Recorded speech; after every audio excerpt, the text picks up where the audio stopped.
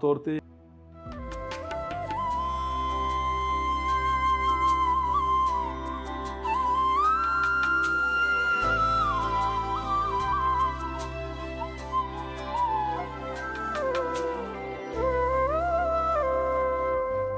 अस्सलाम वालेकुम सज्जनों ते मित्रों, जी आयां नूं मैं जी नजम ते अज साडे कोल पंजाबी दे बड़े सूझवान जिन्हां ने पंजाबी दे बारे च बड़ा काम कीता है।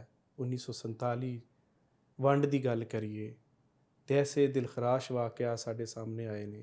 निज़ामे ज़िंदगी जिहड़ा ना वो तबाह हो गया, उधर दियां चीज़ां उधर रह गईयां, इधर दियां चीज़ां इधर रह गईयां। जिहड़ियां मुश्किलात आईयां, जिहड़े इशूज़ आए ने, उन्हां नूं इन्हां ने बड़ा रिसर्च कीता है और रिसर्च ਕਰਨ ਤੋਂ ਬਾਅਦ ਮੁxtਲਿਫ ਪਲੇਟਫਾਰਮਸ ਦੇ ਉੱਤੇ ਉਹਨਾਂ ਨੂੰ ਲੈ ਕੇ ਆਏ ਨੇ। ਉਸ ਟਾਈਮ ਦੇ ਜਿਹੜੇ ਬੰਦੇ ਪਾਕਿਸਤਾਨ ਚੋਂ ਇੰਡੀਆ 'ਚ ਗਏ ਤੇ ਇੰਡੀਆ 'ਚੋਂ ਪਾਕਿਸਤਾਨ 'ਚ ਆਏ ਨੇ, ਉਹ ਕਿਵੇਂ ਤਬਾਦਲਾ ਹੋਇਆ, ਉਹ ਚੀਜ਼ਾਂ ਕਿਵੇਂ ਹੋਈਆਂ, ਅਸੀਂ ਕੁਛ ਇਹਨਾਂ ਨਾਲ ਸਾਂਝੀਆਂ ਕਰਾਂਗੇ ਤੇ ਗੱਲਬਾਤ ਕਰਦੇ ਹਾਂ ਜਨਾਬ ਯਾਸਰ ਮਲਕ ਸਾਹਿਬ ਨਾਲ। ਅਸਲਾਮ ਵਾਲੇਕੁਮ ਜੀ। ਜੀ ਵਾਲੇਕੁਮ ਸਲਾਮ। ਕੀ ਹਾਲ ਚਾਲ ਨੇ ਯਾਸਰ ਭਾਈ?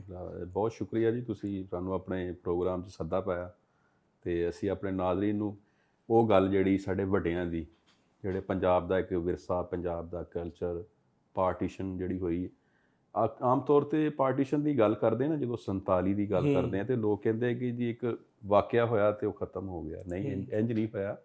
ਉਹ ਵਾਕਿਆ ਜਿਹੜਾ 47 ਦਾ ਹੋਇਆ, ਹਿਜਰਤ ਹੋਈ, ਮਾਈਗ੍ਰੇਸ਼ਨ ਜਿਹੜੀ ਹੋਈ ਹੈ, ਉਹ ਲੋਕਾਂ ਉੱਤੇ ਸਾਲਾਂ ਤੱਕ ਉਹਦੇ ਅਸਰਾਤ ਰਹੇ ਨੇ। ਬਿਲਕੁਲ 30 40 ਸਾਲ ਤੱਕ ਲੋਕ ਉਸ ਸਿਲਸਿਲੇ 'ਚੋਂ ਬਾਹਰ ਨਹੀਂ ਆ ਸਕੇ। ਅਤੇ ਉਹਦੀ ਜਿਹੜੀ ਸਭ ਤੋਂ ਵੱਡੀ ਜਿਹੜੀ ਚੀਜ਼ ਮੈਂ ਆਪਣੇ ਨਾਜ਼ਰੀਨ ਨੂੰ ਦੱਸਾਂਗਾ ਤੁਹਾਡੀ ਵੀਡੀਓ ਦੇ ਵਿੱਚ, ਕਿ ਲੋਕਾਂ ਕੋਲੋਂ ਮੈਂ ਜਦੋਂ 70 ਸਾਲ ਬਾਅਦ ਵੀ ਗਿਆ ਨਾ ਕਿ ਵੀਡੀਓ ਰਿਕਾਰਡ ਕਰਨੀ ਕਿ ਬਾਬਾ ਜੀ ਮੈਨੂੰ 47 ਦੀ ਗੱਲ ਸੁਣਾਓ, ਤੇ ਉਹਨਾਂ ਦੀ ਅੱਖਾਂ 'ਚ ਅੱਥਰੂ ਆ ਜਾਂਦੇ ਸੀ ਉਹ ਗੱਲ ਕਰਕੇ। ਕਿਉਂਕਿ ਕੋਈ ਵੀ ਸਦਮਾ ਹੁੰਦਾ, ਮੈਂ ਅਕਸਰ ਲੋਕਾਂ ਨੂੰ ਸੁਣਦਾ ਵਾਂ, ਉਹ ਗੱਲ ਕਰਨਗੇ ਕਿਸੇ ਆਪਣੇ ਖੂਨੀ ਰਿਸ਼ਤੇ ਦੀ। ਜੋ ਇੱਕ ਜਦੋਂ ਖੂਨੀ ਰਿਸ਼ਤਾ ਦੁਨੀਆ ਤੋਂ ਜਾਂਦਾ ਨਾ, ਤੇ ਉਹਦੀ ਇੱਕ ਫੀਲਿੰਗ ਹੁੰਦੀ ਹੈ, ਜਦੋਂ ਵਕਤੀ ਤੌਰ 'ਤੇ ਹੋਰ ਫੀਲਿੰਗ ਹੁੰਦੀ ਆ, ਆਸਤਾ ਉਹਦੀ ਫੀਲਿੰਗ ਘੱਟ ਜਾਂਦੀ ਹੈ।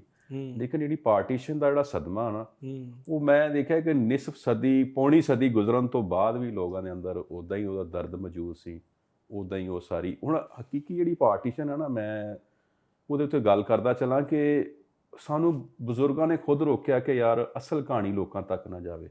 ਸਹੀ। ਮੈਂ ਕਿਹਾ ਯਾਰ ਅਸਲ ਕਹਾਣੀ ਲੋਕਾਂ ਤੱਕ ਕਿਉਂ ਨਾ ਜਾਵੇ, ਇਹ ਤਾਂ ਜਾਣੀ ਚਾਹੀਦੀ ਹੈ। ਇੱਕ ਜਿਵੇਂ ਕਿ ਇੱਕ ਵਾਕਿਆ ਹੋਇਆ, ਤਾਂ ਮੈਂ ਇੱਕ ਬਜ਼ੁਰਗ ਕੋਲ ਗਿਆ, ਉਹ ਆਪਣੇ ਪਿੰਡ ਦਾ, ਇਲਾਕੇ ਦਾ ਬਲਕਿ ਚੇਅਰਮੈਨ ਸੀ। ਅੱਛਾ। 6-7 ਪਿੰਡਾਂ ਦਾ ਇੱਕ ਚੇਅਰਮੈਨ ਬਣਦਾ, ਤੇ ਉਹ ਚੇਅਰਮੈਨ ਸੀ। ਮੈਨੂੰ ਬੰਦਿਆਂ ਨੇ ਕਿਹਾ ਇਸ ਬਜ਼ੁਰਗ ਦਾ ਤੂੰ ਇੰਟਰਵਿਊ ਕਰ, ਇੱਕ ਉਹ ਪਾਰਟੀਸ਼ਨ ਦੀ ਬੜੀ ਸਟੋਰੀ ਹੈ। ਓਕੇ। ਤੇ ਜਦੋਂ ਮੈਂ ਉਸ ਬਜ਼ੁਰਗ ਕੋਲ ਗਿਆ ਤੇ ਉਹ ਕਹਿੰਦਾ ਮੈਂ ਇੰਟਰਵਿਊ ਨਹੀਂ ਦੇਣਾ। ਸਹੀ। ਮੈਂ ਕਿਹਾ ਬਾਬਾ ਜੀ ਤੁਸੀਂ ਦੱਸੋ ਗੱਲ ਵੰਡ ਦੀ, ਪਾਕਿਸਤਾਨ ਕਿਵੇਂ ਬਣਿਆ, ਲੋਕਾਂ ਨੂੰ ਪਤਾ ਚੱਲੇ। ਬਿਲਕੁਲ। ਖੈਰ ਜਦੋਂ ਉਹਨੇ ਮੇਰੇ ਤਾਸਰਾਤ ਸੁਣੇ ਜਾਂ ਮੇਰੇ ਜਜ਼ਬਾਤ ਸੁਣੇ ਜਾਂ ਮੇਰੀ ਐਫਰਟ ਦੇਖੀ ਸਾਰੀ, ਉਹ ਮੈਨੂੰ ਬਾਜੂ ਤੋਂ ਪਕੜ ਕੇ ਨਾ ਇੱਕ ਸਾਈਡ 'ਤੇ ਲੈ ਗਿਆ। ਅੱਛਾ।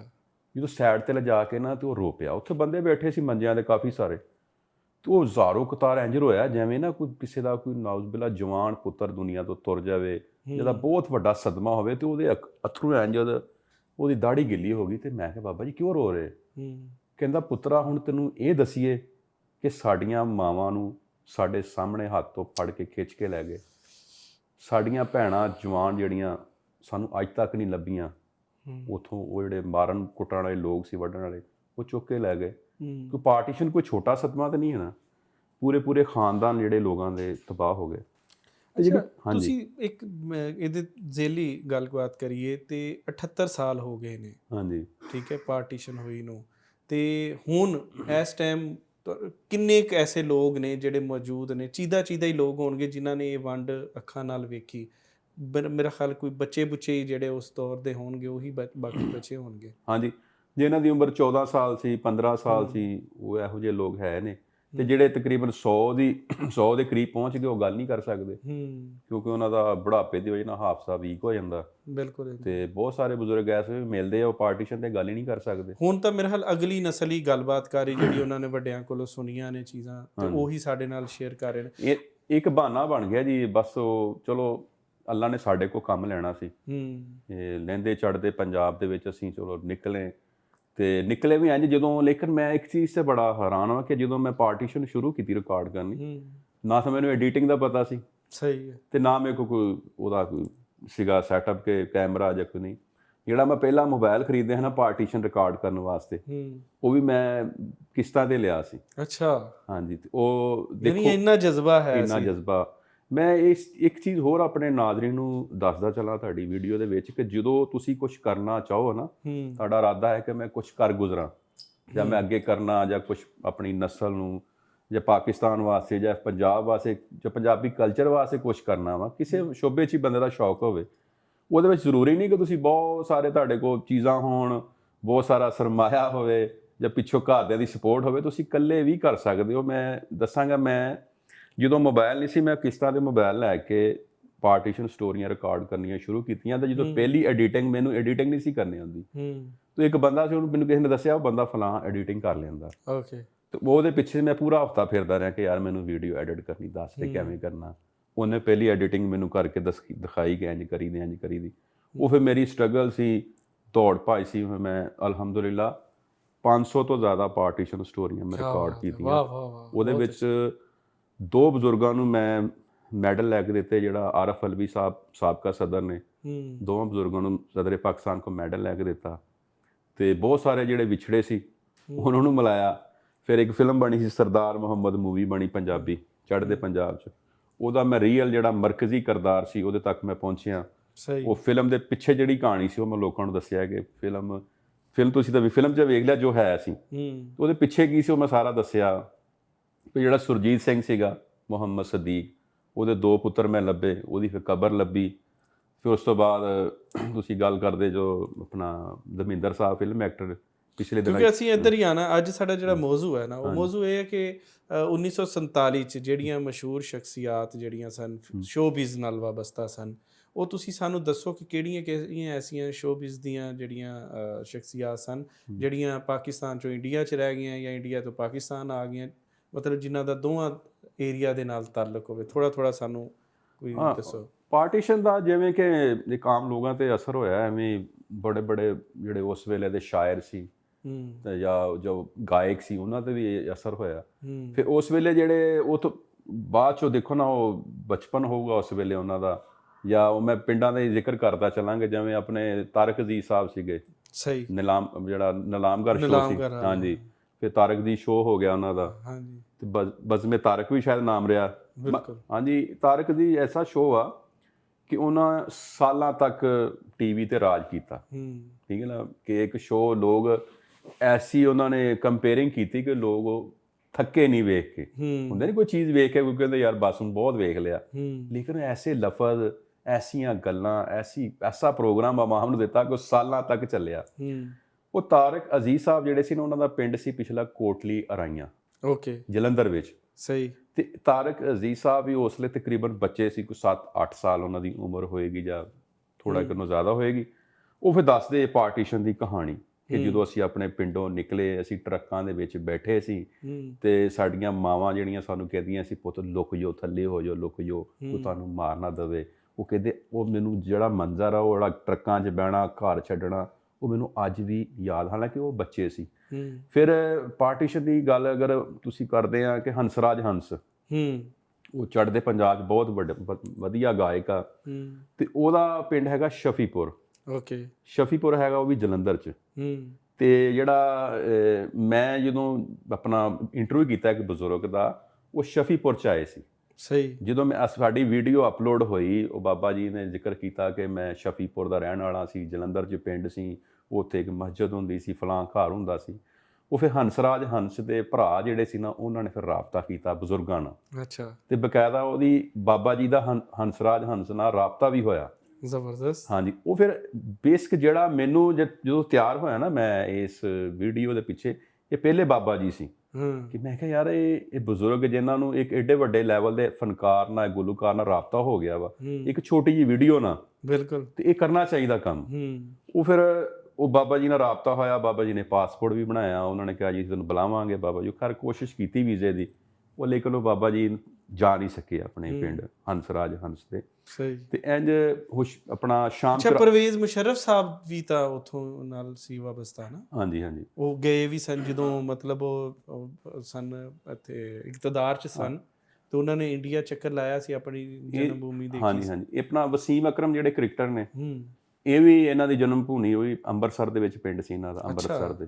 ਇਹ ਵੀ ਆਪਣੇ ਵਾਲਦ ਨਾਲ, ਜਿਹੜੇ ਅਕਰਮ ਸਾਹਿਬ ਸੀਗੇ ਉਹਨਾਂ ਦੇ ਵਾਲਦ ਸਾਹਿਬ ਨਹੀਂ ਹੈ ਜਾਂ ਮਾਸ਼ਾਅੱਲਾ ਜੋ, ਉਹਨਾਂ ਦੇ ਨਾਲ ਗਏ। ਅੱਛਾ। ਆਪਣਾ ਆਬਾਈ ਪਿੰਡ ਵੇਖ ਕੇ ਆਏ, ਵਸੀਮ ਅਕਰਮ ਸਾਹਿਬ ਤੇ ਉਹ ਕ੍ਰਿਕਟਰ। ਤੇ ਇੰਝ ਜਿੰਨੇ ਵੀ ਲੋਕ ਨੇ ਬੜੇ ਬੜੇ ਸੈਲੀਬ੍ਰਿਟੀ, ਜਿਵੇਂ ਸ਼ਾਮ 84 ਆ, ਉੱਥੇ ਉਹ ਬੜੇ ਬੜੇ ਗਾਇਕ ਖਾਨਦਾਨ ਦੇ ਜਿਹੜੇ ਕਵਾਲ ਸੀ ਉਸ ਦੌਰ ਦੇ, ਉਸ ਸ਼ਾਮ 84 ਚ ਆਏ ਨੇ ਤੇ ਉਹਨਾਂ ਦੇ ਬੜੇ ਨਾਮ ਨੇ। ਜਿਵੇਂ ਸ਼ਾਮੀ ਸਾਹਿਬ ਤੁਸੀਂ ਦੇਖਦੇ ਅਕਸਰ, ਉਹ ਆਬਾਈ ਪਿੰਡ ਉਹਨਾਂ ਦੇ ਉਹੀ ਜਿਹੜੇ ਸ਼ਾਮੀ ਲਾਉਂਦੇ ਨਾਲ, ਤੇ ਉਹ ਅਕਸਰ ਉਹ ਸ਼ਾਮ 84 ਤੋਂ ਆਏ ਨੇ। ਅੱਛਾ, ਧਰਮਿੰਦਰ ਸਾਹਿਬ ਦਾ ਵੀ ਕੋਈ ਤਾਲੁਕ ਹੈ ਸੀ ਇਧਰ ਪਾਕਿਸਤਾਨ ਦੇ ਨਾਲ? ਧਰਮਿੰਦਰ ਸਾਹਿਬ ਦਾ ਇਹ ਸੀਗਾ ਕਿ ਉਹਨਾਂ ਦਾ ਪਿੰਡ ਸੀ ਸਾਨੇਵਾਲ।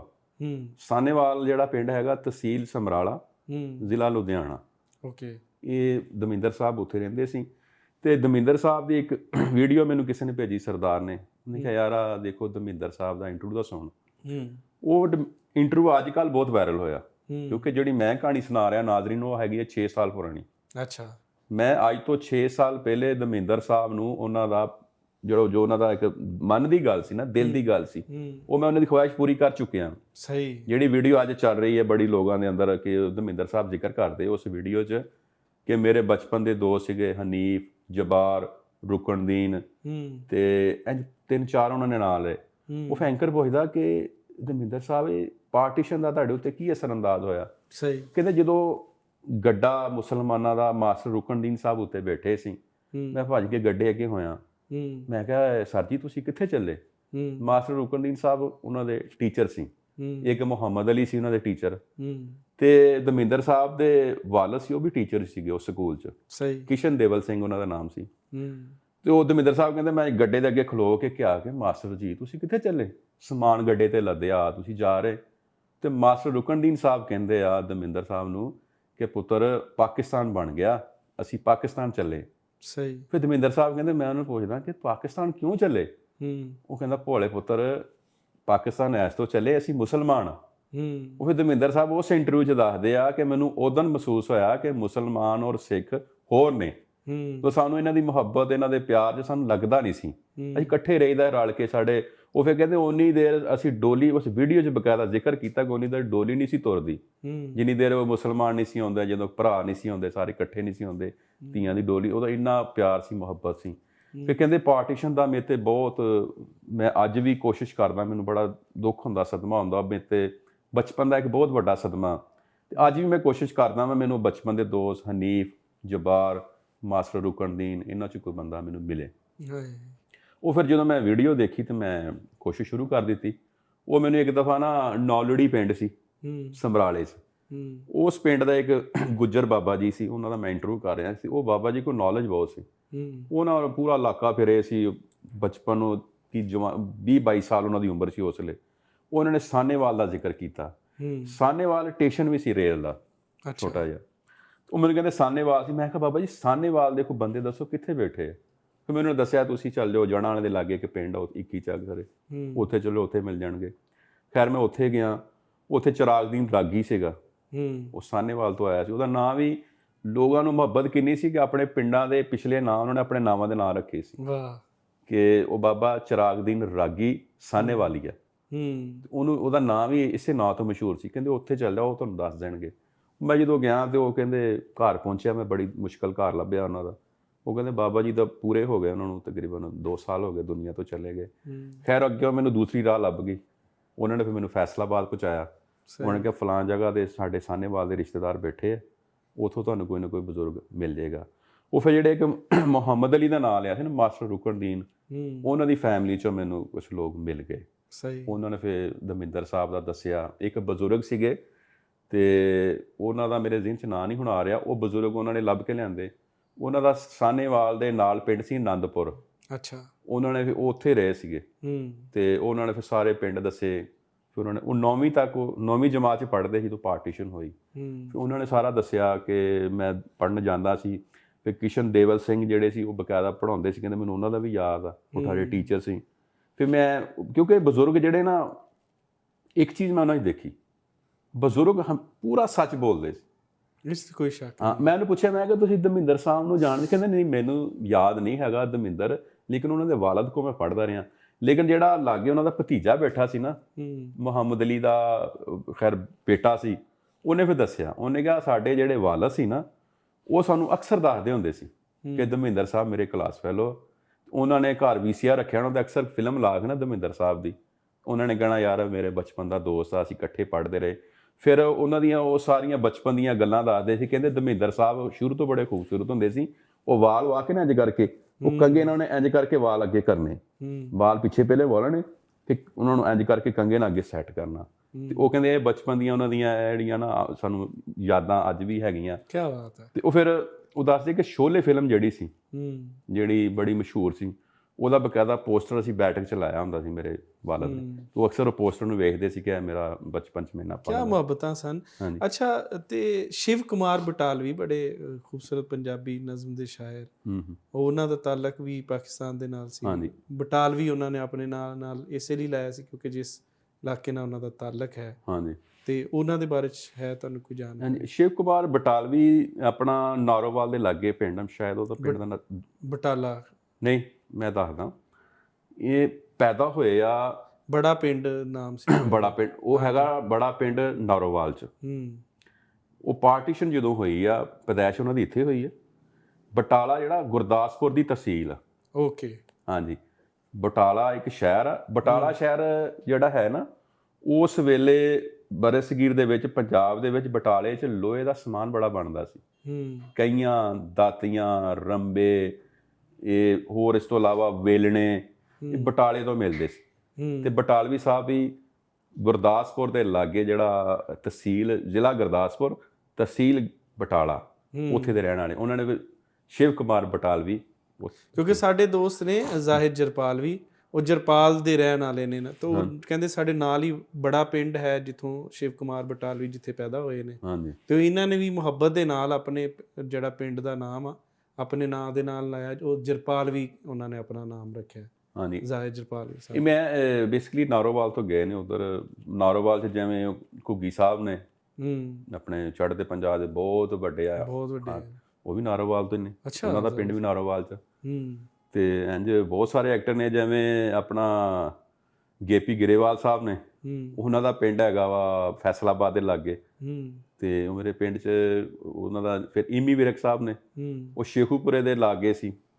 ਉਹ ਇੱਕ ਰੇਲਵੇ ਸਟੇਸ਼ਨ ਹੈਗਾ ਉੱਥੇ, ਉਹ ਨਾਲ ਹੀ ਉਹਨਾਂ ਦਾ ਉੱਥੇ ਪਿੰਡ ਸੀਗਾ ਇਮੀ ਵਿਰਕ ਸਾਹਿਬ ਦਾ। ਉੱਥੇ ਵਿਰਕ ਹੀ ਰਹਿੰਦੇ ਸੀ, ਸਾਰੇ ਜ਼ਿਆਦਾਤਰ ਸਿੱਖ ਸਰਦਾਰ ਸੀਗੇ। ਤੇ ਇੰਝ।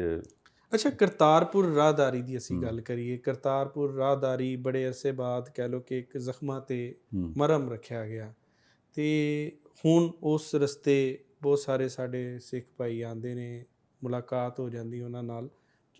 ਉਹ ਗੋ ਕੇ ਉਸ ਤਰ੍ਹਾਂ ਨਹੀਂ ਹੁੰਦੀ, ਲੇਕਿਨ ਉੱਥੇ ਜਾ ਕੇ ਤੇ ਮੁਲਾਕਾਤ ਹੋ ਜਾਂਦੀ। ਇਸ ਸਾਰੇ ਜਿਹੜਾ ਪ੍ਰੋਜੈਕਟ ਨੂੰ ਤੁਸੀਂ ਕਿਸ ਤਰ੍ਹਾਂ ਵੇਖਦੇ? ਨਹੀਂ, ਇਹ ਬਹੁਤ ਅੱਛਾ ਕਦਮ ਹੈ ਸਾਡੀ ਗੌਰਮੈਂਟ ਦਾ ਕਿ ਸਰਦਾਰ ਵੀਰਾਂ ਨੂੰ ਲਾਂਘਾ ਦਿੱਤਾ। ਉਹ ਆਪਣੀ ਮੁਕੱਦਸ ਜਗ੍ਹਾ, ਮੈਂ ਇਹ ਜਦੋਂ ਲਾਂਘਾ ਬਣਨ ਤੋਂ ਪਹਿਲੇ ਦੀਆਂ ਮੈਂ ਵੀਡੀਓ ਤੁਸੀਂ ਵੀ ਦੇਖ ਲਓ ਕੱਢ ਕੇ, ਕਿ ਜਿਹੜੇ ਸਰਦਾਰ ਵੀਰ ਸੀ ਨਾ, ਉਹ ਜ਼ੀਰੋ ਲਾਈਨ ਤੇ ਆ ਕੇ ਦੂਰਬੀਨਾਂ ਲਾ ਕੇ ਦੂਰੋਂ ਵੇਖਦੇ ਸੀ। ਬਿਲਕੁਲ। ਤੇ ਵੇਖ ਕੇ ਉਹ ਬੜੇ ਖੁਸ਼ ਹੁੰਦੇ ਸੀ ਕਿ ਉਹ ਸਾਹਮਣੇ ਕਰਤਾਰਪੁਰ ਆ, ਡੇਰਾ ਬਾਬਾ ਨਾਨਕ ਦਾ ਏਰੀਆ, ਉਸ ਏਰੀਏ 'ਚ ਉਹਨਾਂ ਨੇ ਦੇਖਣਾ ਤੇ ਬੜੇ ਖੁਸ਼ ਹੋਣਾ। ਤੇ ਦੇਖੋ ਉਹਨਾਂ ਦੀ ਮੁਕੱਦਸ ਜਗ੍ਹਾ ਸਰਦਾਰ ਵੀਰਾਂ ਵਾਸਤੇ, ਤੇ ਉਹਨਾਂ ਨੂੰ ਲਾਂਘਾ ਦਿੱਤਾ, ਬੜੀ ਅੱਛੀ ਗੱਲ ਆ। ਤੇ ਨਾਲੇ ਤੁਸੀਂ ਦੇਖੋ ਨਾ, ਪੰਜਾਬ ਦੀ ਧਰਤੀ, ਸਰਦਾਰ ਜਿਹੜੇ ਸੀਗੇ, ਮੁਸਲਮਾਨ ਸੀਗੇ, ਇਹ ਸਾਡਾ ਇੱਕ ਸ਼ੁਰੂ ਤੋਂ ਹੈ ਇੱਕ ਲਿੰਕ ਇਹਨਾਂ ਨਾਲ। ਹਜ਼ਰਤ ਮੀਆਂ ਮੀਰ ਸਰਕਾਰ ਰਹਿਮਤੁল্লাਹ ਅਲੈਹ, ਮੀਆਂ ਮੀਰ ਜਿਨ੍ਹਾਂ ਦਾ ਧਰਮਪੁਰੇ ਦਰਬਾਰ ਆ, ਉਹਨਾਂ ਨੇ ਗੋਲਡਨ ਟੈਂਪਲ ਦਾ ਨੀਂਹ ਪੱਥਰ ਰੱਖਿਆ। ਸਹੀ, ਠੀਕ ਹੈ। ਫਿਰ ਤੁਸੀਂ ਬਹੁਤ ਸਾਰੇ ਔਲੀਆ ਕਰਾਮ ਨੇ, ਉਹਨਾਂ ਦਾ ਸਿੱਖ ਧਰਮ ਨਾਲ ਬਹੁਤ ਤਾਲੁਕ ਹੈਗਾ ਗਹਿਰਾ, ਉਹਨਾਂ ਦੀ ਇੱਕ ਮੁਹੱਬਤ ਆ, ਪਿਆਰ ਆ। ਤੇ ਬਹੁਤ ਸਾਰੇ ਸਾਡੇ ਸਮਾਜ, ਸਾਡੇ 'ਚ ਅੱਜ ਵੀ ਰਿਵਾਜ ਨੇ, ਸਰਦਾਰਾਂ 'ਚ ਵੀ ਪਾਏ ਜਾਂਦੇ, ਤੇ ਸਾਡੇ 'ਚ ਵੀ ਪਾਏ ਜਾਂਦੇ, ਜਿਹੜੇ ਸ਼ਾਦੀਆਂ ਵਿਆਹਾਂ 'ਤੇ ਅਸੀਂ ਕਰਦੇ ਹਾਂ। ਮਹਿੰਦੀ ਆ, ਉਹ ਸਰਦਾਰ ਵੀ ਕਰਦੇ, ਅਸੀਂ ਵੀ ਕਰਦੇ ਹਾਂ। ਤੇਲ ਆ, ਉਹ ਬਹੁਤ ਸਾਰੇ ਰਸਮੋ ਰਿਵਾਜ ਸਾਡੇ ਸ਼ਾਦੀਆਂ ਵਿਆਹਾਂ 'ਤੇ ਉਹਨਾਂ ਦੇ ਹੈਗੇ, ਅਸੀਂ ਇਕੱਠੇ। ਉਹ ਜ਼ਾਹਰ ਇੰਨਾ ਅਰਸਾ ਅਸੀਂ ਇਕੱਠੇ ਰਹੇ ਹਾਂ, ਤੇ ਉਹ ਇੱਕ ਜਿਹੜਾ ਤਹਿਜ਼ੀਬੀ ਜਿਹੜਾ ਚੀਜ਼ਾਂ ਨੇ ਉਹ ਆਪਸ 'ਚ ਚੱਲਦੀਆਂ। ਅੱਜ ਲੋਹੜੀ ਦੀ ਜਿਹੜੇ ਇੱਕ ਅਸੀਂ ਮਨਾ ਰਹੇ ਹਾਂ, ਸਾਰਾ ਕੁਛ ਕਰੀਦਾ, ਲੋਹੜੀ ਦੀ ਕੁਛ ਰਵਾਇਤ 'ਤੇ ਰੋਸ਼ਨੀ ਪਾਓ। ਲੋਹੜੀ ਬੇਸਿਕਲੀ ਇਹ ਸਰਦਾਰ ਵੀਰਾਂ ਦਾ ਤਿਉਹਾਰ ਹੈਗਾ ਲੋਹੜੀ ਦਾ। ਤੇ ਪੰਜਾਬ ਦੇ ਵਿੱਚ ਵੀ ਲੋਹੜੀ, ਮੈਂ ਤਾਂ ਬਚਪਨ 'ਚ ਹੀ ਦੇਖਿਆ ਕਿ ਉਹ ਬੱਚੇ ਲੋਹੜੀ ਜਿੱਦਾਂ ਮੰਗੀ ਜਾਂਦੀ ਸੀ, ਜਿੱਦਾਂ ਮੈਂ ਤਾਂ ਇਹਦੇ ਬਾਰੇ ਥੋੜ੍ਹਾ ਕੁ ਜਾਣਦਾ। ਤੁਸੀਂ ਇਹਦੇ ਬਾਰੇ ਕੀ ਜਾਣਦੇ ਥੋੜ੍ਹਾ ਕੁ ਤੁਸੀਂ? ਅੱਛਾ, ਲੋਹੜੀ ਦੇ ਬਾਰੇ 'ਚ ਜਿਹੜਾ ਅਸੀਂ ਕਲਚਰ ਦੀ ਗੱਲ ਕਰੀਏ, ਜਿਹੜਾ ਸਾਨੂੰ ਚੀਜ਼ਾਂ ਵੱਡਿਆਂ ਤੋਂ ਸੁਣਨ ਨੂੰ ਮਿਲੀਆਂ ਕਿ ਇੱਕ ਪੰਜਾਬ ਦਾ ਜਿਹੜਾ ਤਿਉਹਾਰ ਹੈ ਸੀ, ਔਰ ਇਹ ਤਿਉਹਾਰ ਬੇਸਿਕਲੀ ਕੋਈ ਸਿੱਖਾਂ ਭਾਈਆਂ ਨਾਲ ਮਨਸੂਬ ਨਹੀਂ ਹੈ। ਇਹ ਬੇਸਿਕਲੀ ਪੰਜਾਬ ਦਾ ਇੱਕ ਤਿਉਹਾਰ ਸੀ। ਜਦੋਂ ਵੀ ਇਹ ਜਿਹੜਾ ਕਹਿੰਦਾ ਮੌਸਮ ਆਉਂਦਾ ਸੀ, ਤੇ ਇਸ ਮੌਸਮ ਦੇ ਅੰਦਰ ਜਿਹੜਾ ਇੱਕ ਰਿਵਾਜ ਹੈ, ਉਹਦੇ ਵਿੱਚ ਸਾਰੀ ਲੋਹੜੀ ਦੀ ਰਸਮ ਇੱਕ ਮਨਾਈ ਜਾਂਦੀ ਹੁੰਦੀ ਸੀ, ਤੇ ਸਾਰੀ ਉਹਦੇ ਅੱਗ ਬਾਲ ਕੇ ਤੇ ਉਹਦੇ ਮੱਚ ਦੇ ਗਿਰਦ ਜਿਹੜਾ ਵਾ ਰਕਸ ਕਰਦੇ ਸਨ, ਜਿਹੜਾ ਗਾਣਾ ਗਾਉਂਦੇ ਸਨ, ਉਹ ਸਾਰਾ ਸਿਲਸਿਲਾ ਇੱਕ ਚੱਲਦਾ ਸੀ। ਤੇ ਮਤਲਬ ਸਾਡੇ ਕੋਲੋਂ ਅਸਲ ਵਿੱਚ ਕਲਚਰ ਖੋ ਲਿਆ ਗਿਆ ਨਾ ਉਹ ਚੀਜ਼ਾਂ ਦਾ, ਤੇ ਮਨਸੂਬ ਕਰ ਦਿੱਤੀਆਂ ਗਈਆਂ ਕਿ ਇਹ ਜਨਾਬ ਸਿਰਫ ਸਿੱਖਾਂ ਦੇ ਨਾਲ ਜਿਹੜਾ ਮਨਸੂਬ ਸਨ ਚੀਜ਼ਾਂ ਇਹ ਸਾਰੀਆਂ। ਹਾਂ ਬਿਲਕੁਲ ਜੀ, ਅਸੀਂ ਕਲਚਰ ਤੋਂ ਬਹੁਤ ਦੂਰ ਹੋ ਗਏ ਪੰਜਾਬੀ, ਤੇ ਉਹਦੇ ਵਿੱਚ ਗੱਲ ਇਹ, ਜਦੋਂ ਤੁਸੀਂ ਆਪਣਾ ਅਸਲ ਛੱਡ ਦੋਗੇ ਨਾ, ਤੁਹਾਡੀ ਜ਼ਿੰਦਗੀ 'ਚੋਂ ਸਕੂਨ ਖਤਮ ਹੋ ਜਾਏਗਾ। ਅਸੀਂ ਇੱਕ ਆਸਾਇਸ਼ੇ ਜ਼ਿੰਦਗੀ 'ਚ ਜਾ ਕੇ ਨਾ, ਹੁਣ ਤਾਂ ਆਸਾਇਸ਼ੇ ਜ਼ਿੰਦਗੀ ਵੀ ਨਹੀਂ, ਹੁਣ ਤਾਂ ਨਮਾਇਸ਼ੇ ਜ਼ਿੰਦਗੀ ਹੋ ਗਈ। ਕਿਉਂਕਿ ਆਸਾਇਸ਼ੇ ਜ਼ਿੰਦਗੀ ਹੁੰਦੀ ਜਿਹੜਾ ਤੁਹਾਨੂੰ ਸਕੂਨ ਦੇਵੇ। ਅਸੀਂ ਉਹ 'ਚੋਂ ਨਿਕਲ ਕੇ ਹੁਣ ਆਪਣੀ ਨਮਾਇਸ਼ ਦਿਖਾਉਂਦੇ ਹੈਗੇ, ਗੱਡੀ ਵੇਖੋ, ਸਾਡਾ ਮਕਾਨ ਵੇਖੋ, ਤੇ ਸਾਡਾ ਆਹ ਵੇਖੋ। ਉਹਦੇ 'ਚ ਆ ਕੇ ਅਸੀਂ ਆਪਣੀ ਰੂਹ ਤੋਂ, ਆਪਣੇ ਵਜੂਦ ਤੋਂ ਹੀ ਦੂਰ ਹੋ ਗਏ। ਤੇ ਉਹ ਜਿਹੜਾ ਹੁਣ ਅਸੀਂ ਦਿਖਾ ਰਹੇ ਨਾ ਲੋਕਾਂ ਨੂੰ, ਉਹ ਪੁਰਾਣੀ ਮੁਹੱਬਤ ਨਾਲ ਨਹੀਂ ਰਲ ਸਕਦਾ। ਹੁਣ ਤੁਸੀਂ ਦੇਖੋ, ਅੱਜ ਵੀ ਕੱਚਾ ਮਕਾਨ, ਉਹਨੂੰ ਤੁਹਾਨੂੰ ਵੇਖ ਕੇ, ਤੁਸੀਂ ਕੱਚੇ ਮਕਾਨ 'ਚ ਜਾਓਗੇ ਨਾ, ਉੱਥੇ ਇੱਕ ਰਜਾਈ ਪਈ ਹੋਵੇ, ਇੱਕ ਮੰਜਾ ਪਿਆ ਲੱਕੜ ਦਾ, ਤੁਹਾਨੂੰ ਵੇਖ ਕੇ ਉਹ ਵੱਖਰਾ ਹੀ ਸਕੂਨ ਮਿਲੇਗਾ। ਤੁਸੀਂ ਕਲਵੰਜੀ ਪਈ ਹੋਵੇ, ਉਹਦੇ ਉੱਤੇ ਘੜਾ ਪਿਆ ਹੋਵੇ, ਉਹ ਘੜੇ ਤੋਂ ਤੁਸੀਂ ਜਦੋਂ ਇੰਝ ਕਰਕੇ ਪਿਆਲੇ 'ਚ ਪਾਣੀ ਪਾ ਕੇ ਪੀਓਗੇ ਨਾ, ਤੁਹਾਨੂੰ ਇੱਕ ਵੱਖਰਾ ਹੀ ਸਰੂਰ ਆਏਗਾ। ਤੁਹਾਨੂੰ ਉਹ 5 ਸਟਾਰ ਹੋਟਲ ਦੇ ਉਹ ਗਲਾਸ 'ਚ ਪਾਣੀ ਪੀਂਦਾ ਨਹੀਂ ਉਹਨਾਂ ਸਵਾਦ ਆਏਗਾ, ਜਿੰਨਾ ਤੁਹਾਨੂੰ ਘੜੇ 'ਚ, ਕੱਚੇ ਭਾਂਡੇ 'ਚ, ਕਲਵੰਜੀ ਤੋਂ ਪਾਣੀ ਪੀਂਦਾ ਸਵਾਦ। ਹੁਣ ਉਹਦਾ ਗੱਲ ਕੀ ਆ, ਉਹਦੇ 'ਚ ਨਾ ਇੱਕ ਉਹ ਸ਼ੇਰ ਪੰਜਾਬੀ ਦਾ, ਕਿ ਅਸੀਂ ਇਸ ਸਿਸਟਮ ਨੂੰ ਨਾ ਕਿਨੇ ਦੇ 'ਚ ਖੁਸ਼ ਵਾਂ, ਨਹੀਂ ਇਹ ਸਿਸਟਮ ਉਹ ਸਿਸਟਮ ਨੂੰ ਕਦੀ ਨਹੀਂ ਰਲ ਸਕਦਾ। ਉਹ ਸਿਸਟਮ ਅੱਜ ਵੀ ਵਧੀਆ ਸੀ। ਉਹ ਕਹਿੰਦੇ ਨੇ ਕਿ ਸੋਨੇ ਨਾਲ ਨਹੀਂ ਪਿੱਤਰ ਰਲਦੇ, ਤੇ ਸੁਰਮੇ ਨਾਲ ਨਹੀਂ ਕੋਲੇ, ਕਾਵਾਂ ਦੀ ਕੀ ਕਦਰ ਮੁਹੰਮਦ ਜਿੱਥੇ ਬੁਲਬੁਲ ਬੋਲੇ। ਤੇ ਜਿੱਥੇ ਬੁਲਬੁਲ ਬੋਲੇ, ਉੱਥੇ ਕਾਂ ਦੀ ਤਾਂ ਫਿਰ ਵੈਲਿਊ ਕੋਈ ਨਹੀਂ, ਤੇ ਜਿੱਥੇ ਸੁਰਮਾ ਹੋਵੇ ਤੇ ਕੋਲੇ ਦੀ ਉੱਥੇ ਕੀ ਵੈਲਿਊ। ਹੁਣ ਸੁਰਮਾ ਤੁਸੀਂ ਅੱਖ 'ਚ ਪਾਇਆ ਜਾਂਦਾ, ਤੇ ਸੋਨੇ ਨਾਲ ਪਿੱਤਲ ਕਦੀ ਰਲ ਨਹੀਂ ਸਕਦਾ। ਤੇ ਅਸੀਂ ਹੁਣ ਕੋਸ਼ਿਸ਼ ਕਰ ਰਹੇ ਹਾਂ ਕਿ ਪਿੱਤਲ ਨੂੰ ਚੁੱਕ ਕੇ ਸੋਨੇ ਨਾਲ ਰਲਾ ਦਈਏ। ਤੇ ਮੈਂ ਨਾ ਨਾਜ਼ਰੀਨ ਨੂੰ ਗੱਲ ਦੱਸਦਾ ਚੱਲਾਂ ਕਿ ਅੱਜ ਵੀ ਸਾਨੂੰ ਘੜੇ, ਕੱਚੇ ਮਕਾਨ, ਪੁਰਾਣੇ ਖੂਹ ਕਿਉਂ ਚੰਗੇ ਲੱਗਦੇ ਆ। ਉਹਦਾ ਮੈਂ ਜਵਾਬ ਦੇਣਾ ਚਾਹੁੰਦਾ। ਉਸ ਕਲਚਰ ਨੂੰ, ਹੁਣ ਜਿਵੇਂ ਮੈਂ ਹੀ ਹਾਂ, ਮੈਂ ਅੱਜ ਵੀ ਪਿੰਡਾਂ 'ਚ ਜਾਵਾਂ ਨਾ, ਤੇ ਮੈਨੂੰ ਬੜਾ ਹੀ ਚੰਗਾ ਲੱਗਦਾ। ਮੈਂ ਸਰੋਂ ਦੇ ਖੇਤ ਵੇਖਦਾ, ਸੁਬਹ ਤਲੇਲ ਪਈ, ਇੰਝ ਕਰਕੇ ਜਦੋਂ ਸੂਰਜ ਬਾਹਰ ਹੁੰਦਾ ਨਾ, ਉਹਦਾ ਇੱਕ ਵੱਖਰਾ ਹੀ ਨਜ਼ਾਰਾ। ਤੇ ਉਹ ਮੈਂ ਬੜੇ ਖੂਬਸੂਰਤ ਨਜ਼ਾਰਿਆਂ ਨੂੰ ਦੇਖਦਾ ਵੀ ਆ। ਅਕਸਰ ਮੇਰੇ ਘਰ ਦੇ ਕਹਿੰਦੇ, ਤੂੰ ਸੁਬਹ ਤੁਹਾਨੂੰ ਛੁੱਟੀ ਹੁੰਦੀ, ਤੁਸੀਂ ਮੋਟਰਸਾਈਕਲ ਲੈ ਕੇ ਨਿਕਲ ਜਾਂਦੇ। ਮੈਂ ਕਿਹਾ ਜਿਹੜੇ ਇਹ ਚੀਜ਼ਾਂ ਨਾ, ਇਹ ਇੱਕ ਖੂਬਸੂਰਤ ਚੀਜ਼ਾਂ ਕਿੱਥੋਂ ਦੇਖਣ ਨੂੰ ਮਿਲਦੀਆਂ। ਤੇ ਅਸੀਂ ਇਹਨਾਂ ਚੀਜ਼ਾਂ ਤੋਂ ਪਰੇ ਹੁੰਦੇ ਜਾ ਰਹੇ। ਅਸੀਂ ਆਪਣੇ ਯਾਸਰ ਭਾਈ, ਮੈਨੂੰ ਸਪੈਸੀਫਿਕਲੀ ਅਸੀਂ ਹੁਣ ਥੋੜਾ ਆਖਰ ਵੱਲ ਵੱਧ ਰਹੇ ਹਾਂ, ਤੇ ਮੈਂ ਚਾਹਾਂਗਾ ਕਿ ਇੱਕ ਦੋ ਤੁਸੀਂ ਇੰਨਾ ਕੰਮ ਕੀਤਾ ਮਿਲਾਨ 'ਚ, ਹਿਸਟਰੀ ਇਕੱਠੀ ਕਰਨ 'ਚ, ਸਾਰਾ ਕੋਈ ਇੱਕ ਦੋ ਵਾਕਿਆ ਸਾਡੇ ਨਾਲ ਸਾਂਝੇ ਕਰੋ, ਜਿਹੜੇ ਤੁਸੀਂ ਜਿਹੜਾ ਇਕੱਠਾ ਕੀਤਾ ਆਪਣਾ ਕੰਮ, ਲੋਕਾਂ ਨੂੰ ਮਿਲਵਾਇਆ, ਤੇ ਇਹ ਜਿਹੜਾ ਕੋਈ ਇੱਕ ਦੋ ਚੀਜ਼ਾਂ ਸਾਡੇ ਨਾਲ ਸਾਂਝੀਆਂ ਕਰੋ, ਕੋਈ ਵਾਕਿਆ ਸ਼ੇਅਰ ਕਰ ਦਿਓ। ਅੱਛਾ, ਮੈਂ ਇਹਦੇ 'ਚ ਵਾਕਿਆ ਸੁਣਾਉਣ ਤੋਂ ਪਹਿਲੇ ਗੱਲ ਦੱਸਦਾ ਚੱਲਾਂ ਕਿ ਬਜ਼ੁਰਗ ਸਾਡੇ ਵੱਡੇ, ਜਿਹੜੇ ਚੜ੍ਹਦੇ ਪੰਜਾਬ 'ਚੋਂ ਲਹਿੰਦੇ 'ਚ ਆਏ, ਸਭ ਤੋਂ ਵਧੀਆ ਗੱਲ, ਅਗਰ ਮੈਂ ਅੱਜ ਤੁਹਾਡੀ ਕੁਰਸੀ 'ਤੇ ਬੈਠਾ ਨਾ, ਅਗਰ ਇਹਨਾਂ ਪਿੱਛੇ ਉਹਨਾਂ ਬਜ਼ੁਰਗਾਂ ਦੀ ਦੁਆ, ਅਗਰ ਮੈਨੂੰ ਨਾਜ਼ਰੀਨ ਸੁਣ ਰਹੇ ਨਾ, ਇੱਕ ਯਾਸਰ ਮਲਿਕ, ਆਮ ਯਾਸਰ ਮਲਿਕ ਨੂੰ, ਇੱਕ ਖਾਸ ਯਾਸਰ ਮਲਿਕ ਨੂੰ ਥੋੜ੍ਹਾ ਜਿਹਾ ਪੰਜਾਬੀ ਕਲਚਰ ਲਿਆਉਣ 'ਚ, ਇਹ ਸਾਰੀਆਂ ਬਜ਼ੁਰਗਾਂ ਦੀਆਂ ਦੁਆਵਾਂ। ਤੇ ਮੈਂ ਇੱਕ ਚੀਜ਼ ਬੜੇ ਗੌਰ ਨਾਲ ਸੋਚਦਾ ਹੁੰਦਾ ਕਿ ਯਾਰ ਐਡਾ ਵੱਡਾ ਕੰਮ ਮੇਰੇ ਕੋਲ ਰੱਬ ਨੇ ਲਿਆ। ਉਹ ਕੰਮ ਕੀ ਕਿ ਇੱਕ ਬਜ਼ੁਰਗ, ਨਾਜ਼ਰੀਨ ਵਾਕਿਆ ਬੜੇ ਗੌਰ ਨਾਲ ਸੁਣਨ, ਤੇ ਬੜਾ ਹੀ ਕ੍ਰਿਸ਼ਮਾਤੀ ਵਾਕਿਆ। ਇੱਕ ਬਜ਼ੁਰਗ ਦਾ ਮੈਂ ਇੰਟਰਵਿਊ ਕਰਨ ਗਿਆ, ਉਹ ਕਹਿੰਦਾ ਮੇਰੀ ਸ਼ਾਦੀ ਉੱਥੇ ਪਿੰਡ 'ਚ ਹੋਈ, ਕੋਟਲੀ ਥਾਣ ਸਿੰਘ ਮੇਰਾ ਪਿੰਡ ਸੀ, ਜਲੰਧਰ 'ਚ। ਤੇ ਮੈਂ ਉਦੋਂ 20-22 ਸਾਲ ਦਾ ਸੀ ਜਦੋਂ ਪਾਕਿਸਤਾਨ ਬਣਿਆ, ਤੇ ਮੇਰਾ ਇੱਕ ਪੁੱਤਰ ਵੀ ਉੱਥੇ ਪੈਦਾ ਹੋਇਆ। ਉਹ ਕਹਿੰਦੇ ਪੁੱਤ, ਪਾਰਟੀਸ਼ਨ ਦੀ ਸਟੋਰੀ ਤਾਂ ਉਹਨਾਂ ਨੇ ਸੁਣਾਈ ਕਿ ਜਦੋਂ ਪਿੰਡੋਂ ਨਿਕਲੇ, ਟ੍ਰੇਨ ਵੱਡੀ ਵੇਖੀ, ਉਹਦੇ 'ਚ ਲਾਸ਼ਾਂ ਹੀ ਲਾਸ਼ਾਂ ਸੀ।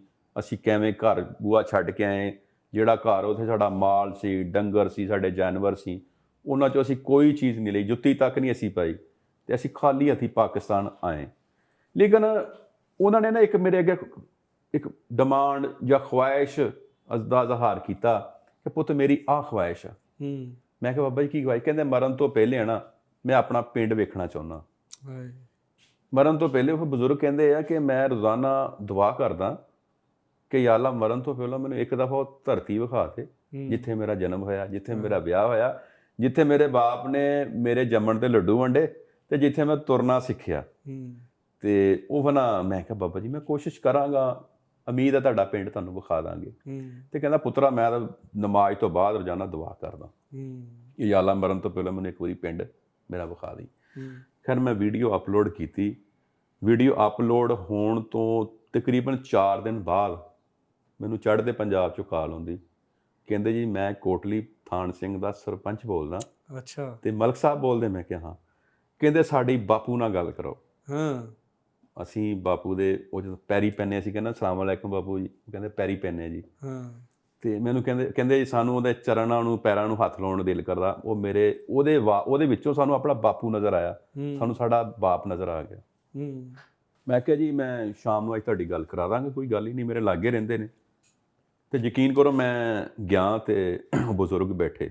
ਮੈਂ ਉਹਨੂੰ ਟਾਈਮ ਦਿੱਤਾ ਸੀ, ਮੈਂ ਕਿਹਾ ਪਾਕਿਸਤਾਨ ਦੇ ਇੰਨੇ ਵਜੇ ਤੁਸੀਂ ਮੈਨੂੰ ਕਾਲ ਕਰ ਲਿਓ। ਉਹ ਜਦੋਂ ਉਹ ਟਾਈਮ ਆਇਆ ਨਾ ਕਾਲ ਕਰਨ ਵਾਲਾ, ਉਹਨਾਂ ਨੇ ਕਾਫੀ 7-8 ਸਰਦਾਰ ਵੀਰ ਸੱਦੇ ਸੀ ਲਾਗੇ। ਅੱਛਾ। ਉਹ ਬੜੇ ਪਿੰਡ 'ਚ ਪੂਰੀ ਵੀਡੀਓ ਫੈਲੀ ਸੀ ਕਿ ਬਾਪੂ ਨੇ ਨਾਂ ਲਿਆ, ਉਹਦਾ ਵੀ ਨਾਂ ਲਿਆ, ਤੇਜੇ ਸਿੰਘ ਦਾ ਵੀ ਲਿਆ, ਬਹਾਦਰ ਸਿੰਘ ਦਾ ਵੀ ਲਿਆ, ਬੂਟੇ ਸਿੰਘ ਦਾ ਵੀ ਲਿਆ। ਉਹ ਸਾਰੇ ਲੋਕ ਇਕੱਠੇ ਹੋਏ ਕਿ ਬਾਪੂ ਨਾਲ ਗੱਲ ਹੋਣੀ ਹੈ, ਟਾਈਮ ਹੋ ਗਿਆ ਸਰਪੰਚ ਸਾਹਿਬ ਦਾ। ਅੱਛਾ ਮੈਂ ਨਾ ਵੀਡੀਓ ਕਾਲ ਉਹਨਾਂ ਦੀ ਆਈ ਤੇ ਮੈਂ ਅਟੈਂਡ ਕੀਤੀ। ਮੈਂ ਕਿਹਾ ਬਾਪੂ ਜੀ ਇਹ ਗੱਲ ਕਰੋ। ਉਹਨਾਂ ਨੇ ਕਿਹਾ ਬਾਪੂ ਜੀ ਪੈਰੀ ਪੈਂਦੇ ਆ। ਉਹਨੇ ਕਿਹਾ ਹਾਂ ਪੁੱਤ, ਹਾਂ ਸ਼ੁਕਰੀਆ ਤੇਰਾ, ਰੱਬ ਦੁਆ ਸਲਾਮ ਹੋਈ। ਉਹ ਫਿਰ ਬਾਬਾ ਜੀ ਨੇ ਪੁੱਛਿਆ ਤੂੰ ਕਿਹਦਾ ਪੁੱਤਰ ਆ? ਉਹਨੇ ਕਿਹਾ ਜੀ ਮੈਂ ਫਲਾਂ ਦਾ। ਅੱਛਾ। ਉਹਨੇ ਕਿਹਾ ਜੀ ਬੜਾ, ਹਾਂ ਤੇਰੇ ਬਾਪ ਨਾਲ ਮੇਰਾ ਬੜਾ ਤਾਲੁਕ ਸੀ। ਫਿਰ ਉਹਦੇ ਜਿਹੜੇ ਸਰਦਾਰ ਦੀ ਬੀਵੀ ਸੀ ਉਹਦਾ ਨਾਮ ਵੀ ਦੱਸਿਆ। ਮੈਂ ਜਿਹੜਾ ਸਰਦਾਰ ਗੱਲ ਕਰ ਰਿਹਾ ਉਹਦੀ ਦਾਦੀ ਦਾ ਵੀ ਨਾਂ ਦੱਸਿਆ, ਤੇਰੀ ਦਾਦੀ ਦਾ ਆਹ ਨਾਂ ਸੀ, ਤੇਰੀ ਫਲਾਂ ਦਾ ਆਹ ਨਾਂ ਸੀ। ਫਿਰ ਉਹਦੇ ਨਾਲ ਇੱਕ ਉਹ ਜਿਹੜੇ ਉਸ ਵੇਲੇ ਮਰਾਸੀ ਕਹਿੰਦੇ ਸੀ ਨਾ ਉਹਨਾਂ ਨੂੰ, ਉਹਨਾਂ ਦਾ ਇੱਕ ਘਰ ਉੱਥੇ ਰਹਿ ਗਿਆ ਸੀ। ਬਾਪੂ ਕਹਿੰਦਾ ਜੀ ਉਹ ਸਰਦਾਰ ਸਰਪੰਚ ਕਹਿੰਦਾ ਕਿ ਇੱਕ ਘਰ ਵਾ ਉਹ ਮਰਾਸੀ ਬਰਾਦਰੀ ਦਾ, ਉਹ ਫਲਾਂ ਜਿਹੜਾ ਨਾ ਸੀ ਛੱਜੂ ਮਰਾਸੀ, ਉਹ ਇੱਥੇ ਰਹਿ ਗਿਆ ਸੀ। ਉਹਦਾ ਘਰ ਉਹਦਾ ਪਰਿਵਾਰ ਅੱਜ ਵੀ ਹੈਗਾ, ਉਹ ਖਾਨਦਾਨ ਫਿਰ ਅੱਗੇ ਤੱਕ ਫੈਲ ਗਿਆ। ਯਕੀਨ ਕਰੋ ਉਹਨਾਂ ਨੇ ਵੀਡੀਓ ਕਾਲ 'ਤੇ ਜਦੋਂ ਕਾਲ ਮਿਲਾਈ ਤੇ ਬਾਬਾ ਜੀ ਕਹਿਣ ਕਿ ਤੁਸੀਂ ਨਾ ਯਾਰ ਆਹ ਕਿਹੜਾ ਘਰ ਫਲਾਂ, ਉਹਦੇ ਨਾਲ ਫਲਾਣੇ ਦਾ ਘਰ ਹੁੰਦਾ। ਕਹਿੰਦੇ ਆਹ ਘਰ ਜੀ ਉਹ ਆਹ ਸੀ। ਬਾਬਾ ਜੀ ਕਹਿੰਦੇ ਆਹ ਵੀਡੀਓ 'ਚ ਯਾਰ ਕਿੱਥੇ ਆ ਗਏ? ਆਹ ਖੂਹ ਹੁੰਦਾ ਸੀ, ਇਹ ਖੂਹ ਦੇ ਨਾਲ ਮਸਜਿਦ ਵੀ ਹੁੰਦੀ ਸੀ। ਕਹਿੰਦੇ ਬਾਪੂ ਜੀ ਆਹ ਦੇਖੋ ਤੁਹਾਡੀ ਮਸਜਿਦ ਅੱਜ ਵੀ ਹੈਗੀ, ਇੱਥੇ ਮੁਸਲਮਾਨ ਨਮਾਜ਼ ਪੜ੍ਹਦੇ। ਫਿਰ ਉਸ ਪਰਿਵਾਰ ਨਾਲ ਵੀ ਗੱਲ ਕਰਾਈ ਜਿਹੜਾ ਮੁਸਲਮਾਨਾਂ ਦਾ ਉੱਥੇ ਰਹਿ ਗਿਆ। ਉਹਨਾਂ ਦੀਆਂ ਜਿਹੜੀਆਂ ਨੌਵਾਂ ਸੀ ਨਾ, ਉਹ ਫਿਰ ਉਹਨੇ ਦੱਸਿਆ ਕਿ ਤੁਸੀਂ ਫਲਾਣੇ ਦੀਆਂ ਨੌਵਾਂ, ਤੁਹਾਡੇ ਨਾਲ ਇੱਦਾਂ ਇੱਦਾਂ ਗੱਲ ਹੁੰਦੀ ਰਹੀ। ਉਹ ਖੈਰ ਉਹ ਬੜੀ ਖੁਸ਼ ਹੋਈਆਂ ਕਿ ਬਾਪੂ ਨਾਲ ਪਾਕਿਸਤਾਨ ਸਾਡੀ ਗੱਲ ਹੋਈ। ਉਸ ਤੋਂ ਬਾਅਦ ਬਾਬਾ ਜੀ ਨਾਲ 1 ਘੰਟਾ ਪੂਰਾ ਗੱਲ ਕੀਤੀ ਨਾ, ਪੂਰਾ ਪਿੰਡ ਉਹਨੇ ਤਸੱਲੀ ਨਾਲ ਵੇਖਿਆ। ਕੱਲੀ ਗਲੀ ਉਹਨਾਂ ਨੇ ਵਿਖਾਈ, ਛੱਪੜ ਵਿਖਾਇਆ, ਇੱਥੇ ਛੱਪੜ ਸੀ, ਇੱਥੇ ਆਹ ਸੀ। ਪਿੱਛੇ ਇੰਝ ਸੀ ਜਿੱਦਾਂ ਨਹੀਂ ਉਹ ਇੱਕ ਮੇਲਾ ਲੱਗਾ ਹੁੰਦਾ ਸਰਦਾਰਾਂ ਦਾ, ਉਹ ਸਰਦਾਰ ਨਾਲ ਉਹ ਵੀਡੀਓ ਚੱਲ ਰਹੀ, ਨਾਲ ਸਾਰੇ ਸਰਦਾਰ। ਬਾਪੂ ਜੀ ਮੈਂ ਵੀ ਮੇਰੇ ਵੱਲੋਂ ਵੀ ਪੈਰੀ ਪੈਨਾ, ਸਤਿ ਸ੍ਰੀ ਅਕਾਲ ਬਾਪੂ ਮੇਰੇ ਵੱਲੋਂ ਵੀ। ਬਸ ਸਾਰੇ ਇੱਦਾਂ ਕਹਿੰਦੇ ਸਮਝਣ ਕਿ ਬਾਬਾ ਜੀ ਨਾ ਕੋਈ ਬਹੁਤ ਵੱਡੀ ਸ਼ਖਸੀਅਤ ਆ, ਜਿਵੇਂ ਕਿਸੇ ਬੜੇ ਵੱਡੇ ਵਜ਼ੀਰ ਨਾਲ, ਜਿੱਦਾਂ ਸੈਲੀਬ੍ਰਿਟੀ ਨਾਲ ਨਹੀਂ ਗੱਲ ਹੁੰਦੀ, ਉਹ ਐਵੇਂ ਸਾਰਿਆਂ ਨੇ ਬਾਬੇ ਨੂੰ ਮੁਹੱਬਤ ਦਿੱਤੀ ਬਾਬਾ ਜੀ। ਉਹ ਫਿਰ ਸਾਰੇ ਕਹਿਣ ਕਿ ਬਾਪੂ ਆ ਜਾਓ ਪਿੰਡ ਸਾਡੇ ਕੋਲ। ਬਾਪੂ ਜੀ ਮੋਬਾਈਲ ਦੇ ਵਿੱਚੋਂ ਦੀ ਨਿਕਲ ਕੇ ਸਾਡੇ ਪਿੰਡ ਆ ਜਾਓ ਤੁਹਾਨੂੰ ਘਰ ਉੱਥੇ ਭਾਈਏ, ਤੁਹਾਡੇ ਚੱਦਰ ਵਿਛਾਈਏ, ਤੁਹਾਨੂੰ ਖਾਣਾ ਖਵਾਈਏ। ਅੱਛਾ ਉਹ ਸਾਰੀਆਂ ਗੱਲਾਂ ਹੋਈਆਂ। ਬਾਬਾ ਜੀ ਵੀ ਰੋਏ, ਉਹਨਾਂ 'ਚ ਵੀ ਕੁਛ ਲੋਕ, ਉਹਨਾਂ ਦੀ ਜਜ਼ਬਾਤ, ਉਹਨਾਂ ਦੀ ਅੱਖਾਂ 'ਚ ਵੀ ਅਥਰੂ ਆਏ। ਅਤੇ ਬਾਪੂ ਜੀ ਕਹਿੰਦੇ ਮੇਰੇ ਪਿੰਡ ਦਾ ਖਿਆਲ ਰੱਖਿਓ, ਇਸ ਪਿੰਡ 'ਚ ਮੈਂ ਜੰਮਿਆ ਪਲਿਆ, ਇੱਥੇ ਮੇਰਾ ਵਿਆਹ ਹੋਇਆ ਸੀ, ਇੱਥੇ ਮੇਰੀ ਗੱਡੇ 'ਤੇ ਜੰਝ ਗਈ ਸੀ ਅਤੇ ਇੱਥੇ ਮੇਰੇ ਲੱਡੂ ਵੰਡੇ ਸੀ। ਸਾਰੇ ਬਾਬਾ ਜੀ ਨੇ ਗੱਲਾਂ ਕੀਤੀਆਂ। ਉਹਨਾਂ ਦੇ ਅੰਦਰ ਦੀ ਨਾ ਰੂਹ ਤਰੋ ਤਾਜ਼ਾ ਹੋ ਗਈ। ਅਤੇ ਮੈਂ ਨਾ ਉਹ ਜਦੋਂ ਸਾਰੀ ਗੁਫ਼ਤਗੂ ਹੋਈ ਘੰਟੇ ਤੋਂ ਬਾਅਦ, ਯਕੀਨ ਕਰੋ ਮੇਰੇ ਮੋਬਾਈਲ ਦੀ ਬੈਟਰੀ ਬਿਲਕੁਲ ਲੋਅ ਹੋ ਗਈ। ਜਦੋਂ 1 ਘੰਟਾ ਮੁਸਲਸਲ ਕਾਲ ਵੀਡੀਓ ਚੱਲੀ ਅਤੇ ਮੈਂ ਕਿਹਾ ਬਾਬਾ ਜੀ ਹੁਣ ਤਾਂ ਬੈਟਰੀ ਲੋਅ ਹੋ ਗਈ। ਬਾਬਾ ਜੀ ਕਹਿੰਦੇ ਪੁੱਤਰੋ ਫੇਰ ਗੱਲ ਕਰਾਂਗੇ। ਅਤੇ ਮੇਰਾ ਅੱਜ ਮਨ ਬੜਾ ਹੀ ਰਾਜੀ ਹੋਇਆ। ਅਤੇ ਮੈਂ ਫਿਰ ਦੇਖਿਆ ਕਿ ਜਿਹੜਾ ਨੰਬਰ ਵੀ ਆਪਸ 'ਚ ਸ਼ੇਅਰ ਹੋ ਗਏ ਹੁਣ, ਫਿਰ ਤਾਂ ਉਹ ਨਹੀਂ, ਉਹ ਅਗਲੀ ਕਹਾਣੀ ਹੋਰ ਇੱਕ ਮੈਂ ਤੁਹਾਨੂੰ ਇੱਕ ਕ੍ਰਿਸ਼ਮਾਤੀ ਜਿਹੜਾ ਅੱਗੇ ਵਾਕਿਆ ਹੋਇਆ, ਉਹ ਨਾਜ਼ਰੀਨ ਸੁਣ ਕੇ ਹੈਰਾਨ ਹੋ ਜਾਣਗੇ। ਅੱਛਾ। ਅਤੇ ਬਾਪੂ ਜੀ ਮੈਨੂੰ ਨਾ ਜਦੋਂ ਮੈਂ ਬਜ਼ੁਰਗ ਬਾਬਾ ਜੀ ਮੈਂ ਜਦੋਂ ਨਿਕਲਣ ਲੱਗਾ ਨਾ, ਅਤੇ ਮੈਂ ਉਹਨਾਂ ਨੂੰ ਮਿਲਿਆ। ਯਕੀਨ ਕਰੋ ਉਹ ਜਿਵੇਂ ਗਵਾਚੀ ਹੋਈ ਚੀਜ਼ ਨਹੀਂ ਜਿਵੇਂ ਕਿਸੇ ਨੂੰ ਲੱਭ ਜਾਂਦੀ, ਕਿ ਜਿਵੇਂ ਇੱਕ ਹਦੀਸ 'ਚ ਵੀ ਹੁੰਦਾ ਕਿ ਇੱਕ ਊਂਠ ਗਵਾਚਿਆ ਹੋਇਆ ਲੱਭ ਜਾਵੇ ਕਿਸੇ ਨੂੰ ਸਹਿਰਾ 'ਚੋਂ, ਇਹ ਬੜੀ ਖੁਸ਼ੀ ਦਾ ਮੌਕਾ ਹੁੰਦਾ ਕਿ ਸਵਾਰੀ ਲੱਭ ਗਈ। ਉਹ ਬਾਬਾ ਜੀ ਨੂੰ ਐਵੇਂ ਖੁਸ਼ੀ ਸੀ ਕਿ ਜਿਵੇਂ ਕੁਝ ਸਾਲਾਂ ਦੀ ਸਦੀਆਂ ਦੀ ਗਵਾਚੀ ਹੋਈ ਚੀਜ਼ ਲੱਭ ਗਈ। ਉਹਨਾਂ ਨੇ ਮੇਰਾ ਇੱਥੋਂ ਮੱਥਾ ਚੁੰਮਿਆ, ਘੁੱਟ ਕੇ ਮੇਰੇ ਨਾਲ ਜੱਫੀ ਪਾਈ, ਇੰਝ ਹੱਥ ਖੜੇ ਕੀਤੇ, ਕਹਿੰਦਾ ਪੁੱਤਰਾ ਅੱਜ ਤਾਂ ਮੇਰਾ ਰੂਹ ਹੀ ਤਾਜ਼ਾ ਕਰਤਾ। ਕਿੰਨੀਆਂ ਦੁਆਵਾਂ ਇਕੱਠੀਆਂ ਕੀਤੀਆਂ ਤੁਸੀਂ। ਉਹ ਕਹਿੰਦਾ ਪੁੱਤਰਾ ਮੇਰਾ ਅੱਜ ਮਨ ਖੁਸ਼ ਹੋ ਗਿਆ ਤੇ ਮੈਂ ਤਾਂ ਨਾ ਤੇਰੇ ਵਾਸਤੇ ਦੁਆਵਾਂ ਕਰਦਾ। ਉਹ ਖੈਰ ਮੈਂ ਬਾਪੂ ਕੋਲ ਦੁਆ ਲਈ, ਸਲਾਮ ਲਿਆ, ਮੈਂ ਕਿਹਾ ਬਾਬਾ ਜੀ ਹੁਣ ਮੈਨੂੰ ਇਜਾਜ਼ਤ ਦਿਓ। ਉਹ ਖੈਰ ਮੈਨੂੰ ਦਰਵਾਜ਼ੇ ਤੱਕ ਮੈਨੂੰ ਛੱਡਣ ਆਏ ਤੇ ਮਗਰ ਦੁਆਵਾਂ ਹੀ ਦੇਈ ਜਾਣ ਕਿ ਪੁੱਤਰਾ ਜਿਉਂਦਾ ਰਵੇਂ, ਤੈਨੂੰ ਰੱਬ ਚੜ੍ਹਦੀ ਕਲਾ 'ਚ ਰੱਖੇ, ਤੈਨੂੰ ਸਲਾਮਤ ਰੱਖੇ, ਤੂੰ ਤਾਂ ਮੇਰੇ ਅੱਜ ਮੇਰੀ ਦੁਆ ਕਬੂਲ ਹੋ ਗਈ, ਅੱਜ ਮੈਂ ਆਪਣਾ ਪਿੰਡ ਵੇਖ ਲਿਆ। ਖੈਰ ਸੁਬਾਹ ਮੈਂ ਚਲਾ ਗਿਆ ਕੰਮ 'ਤੇ ਜਦੋਂ ਮੈਂ ਕੰਮ 'ਤੇ ਗਿਆ ਤਾਂ ਮੈਨੂੰ ਕੈਨੇਡਾ 'ਚੋਂ ਕਾਲ ਆਈ, ਟੋਰਾਂਟੋ ਤੋਂ।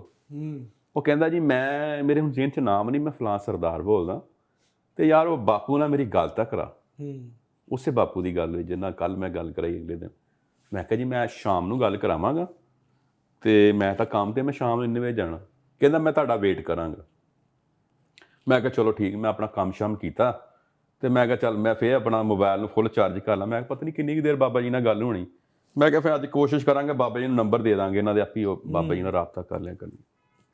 ਅਤੇ ਜਦੋਂ ਮੈਂ ਆਪਣਾ ਬਾਈਕ ਕੱਢੀ, ਮੋਟਰਸਾਈਕਲ ਕੱਢਿਆ, ਮੋਬਾਇਲ ਆਪਣਾ ਜੇਬੀ 'ਚ ਪਾਇਆ ਅਤੇ ਜਦੋਂ ਮੈਂ ਬਾਬਾ ਜੀ ਦੇ ਘਰ ਅੱਗੇ ਪਹੁੰਚਿਆ ਅਤੇ ਘਰ ਅੱਗੇ ਦਰੀ ਵਿਛੀ ਸੀ। ਘਰ ਅੱਗੇ ਦਰੀ ਵਿਛੀ ਅਤੇ ਮੈਂ ਉੱਥੇ ਜਿਹੜੇ ਬੰਦੇ ਬੈਠੇ ਨਾ, ਮੈਂ ਮੋਟਰਸਾਈਕਲ ਸਾਈਡ 'ਤੇ ਲਾਈ, ਮੈਨੂੰ ਫਿਰ ਵੀ ਨਹੀਂ ਪਤਾ ਕਿ ਅੱਗੇ ਕੀ ਹੋ ਗਿਆ। ਮੋਟਰਸਾਈਕਲ ਸਾਈਡ 'ਤੇ ਲਾਈ ਅਤੇ ਮੈਂ ਉਹਨਾਂ ਨੂੰ ਦੁਆ ਸਲਾਮ ਲਈ। ਮੈਂ ਕਿਹਾ ਜੀ ਇਹ ਫੌਤ ਕੌਣ ਹੋਇਆ? ਅਤੇ ਉਹਨਾਂ ਦਾ ਬੇਟਾ ਲਾਗੇ ਬੈਠਾ ਸੀ। ਕਹਿੰਦਾ ਉਹ ਬਾਬਾ ਜੀ ਫੌਤ ਹੋ ਗਏ ਜਿਨ੍ਹਾਂ ਨਾਲ ਕੱਲ੍ਹ ਤੁਸੀਂ ਇੰਡੀਆ ਗੱਲ ਨਹੀਂ ਕਰਾਈ। ਕਹਿੰਦੇ ਉਹ ਰਾਤੀ ਫੌਤ ਹੋ ਗਏ ਇਸ਼ਾ ਤੋਂ ਬਾਅਦ। ਮੈਂ ਕਿਹਾ ਬਾਬਾ ਜੀ ਦੀ ਰਾਤੀ ਤਾਂ ਮੈਂ ਗੱਲ ਕਰਵਾ ਕੇ ਗਿਆ ਉਹਨਾਂ ਦੇ ਪਿੰਡ।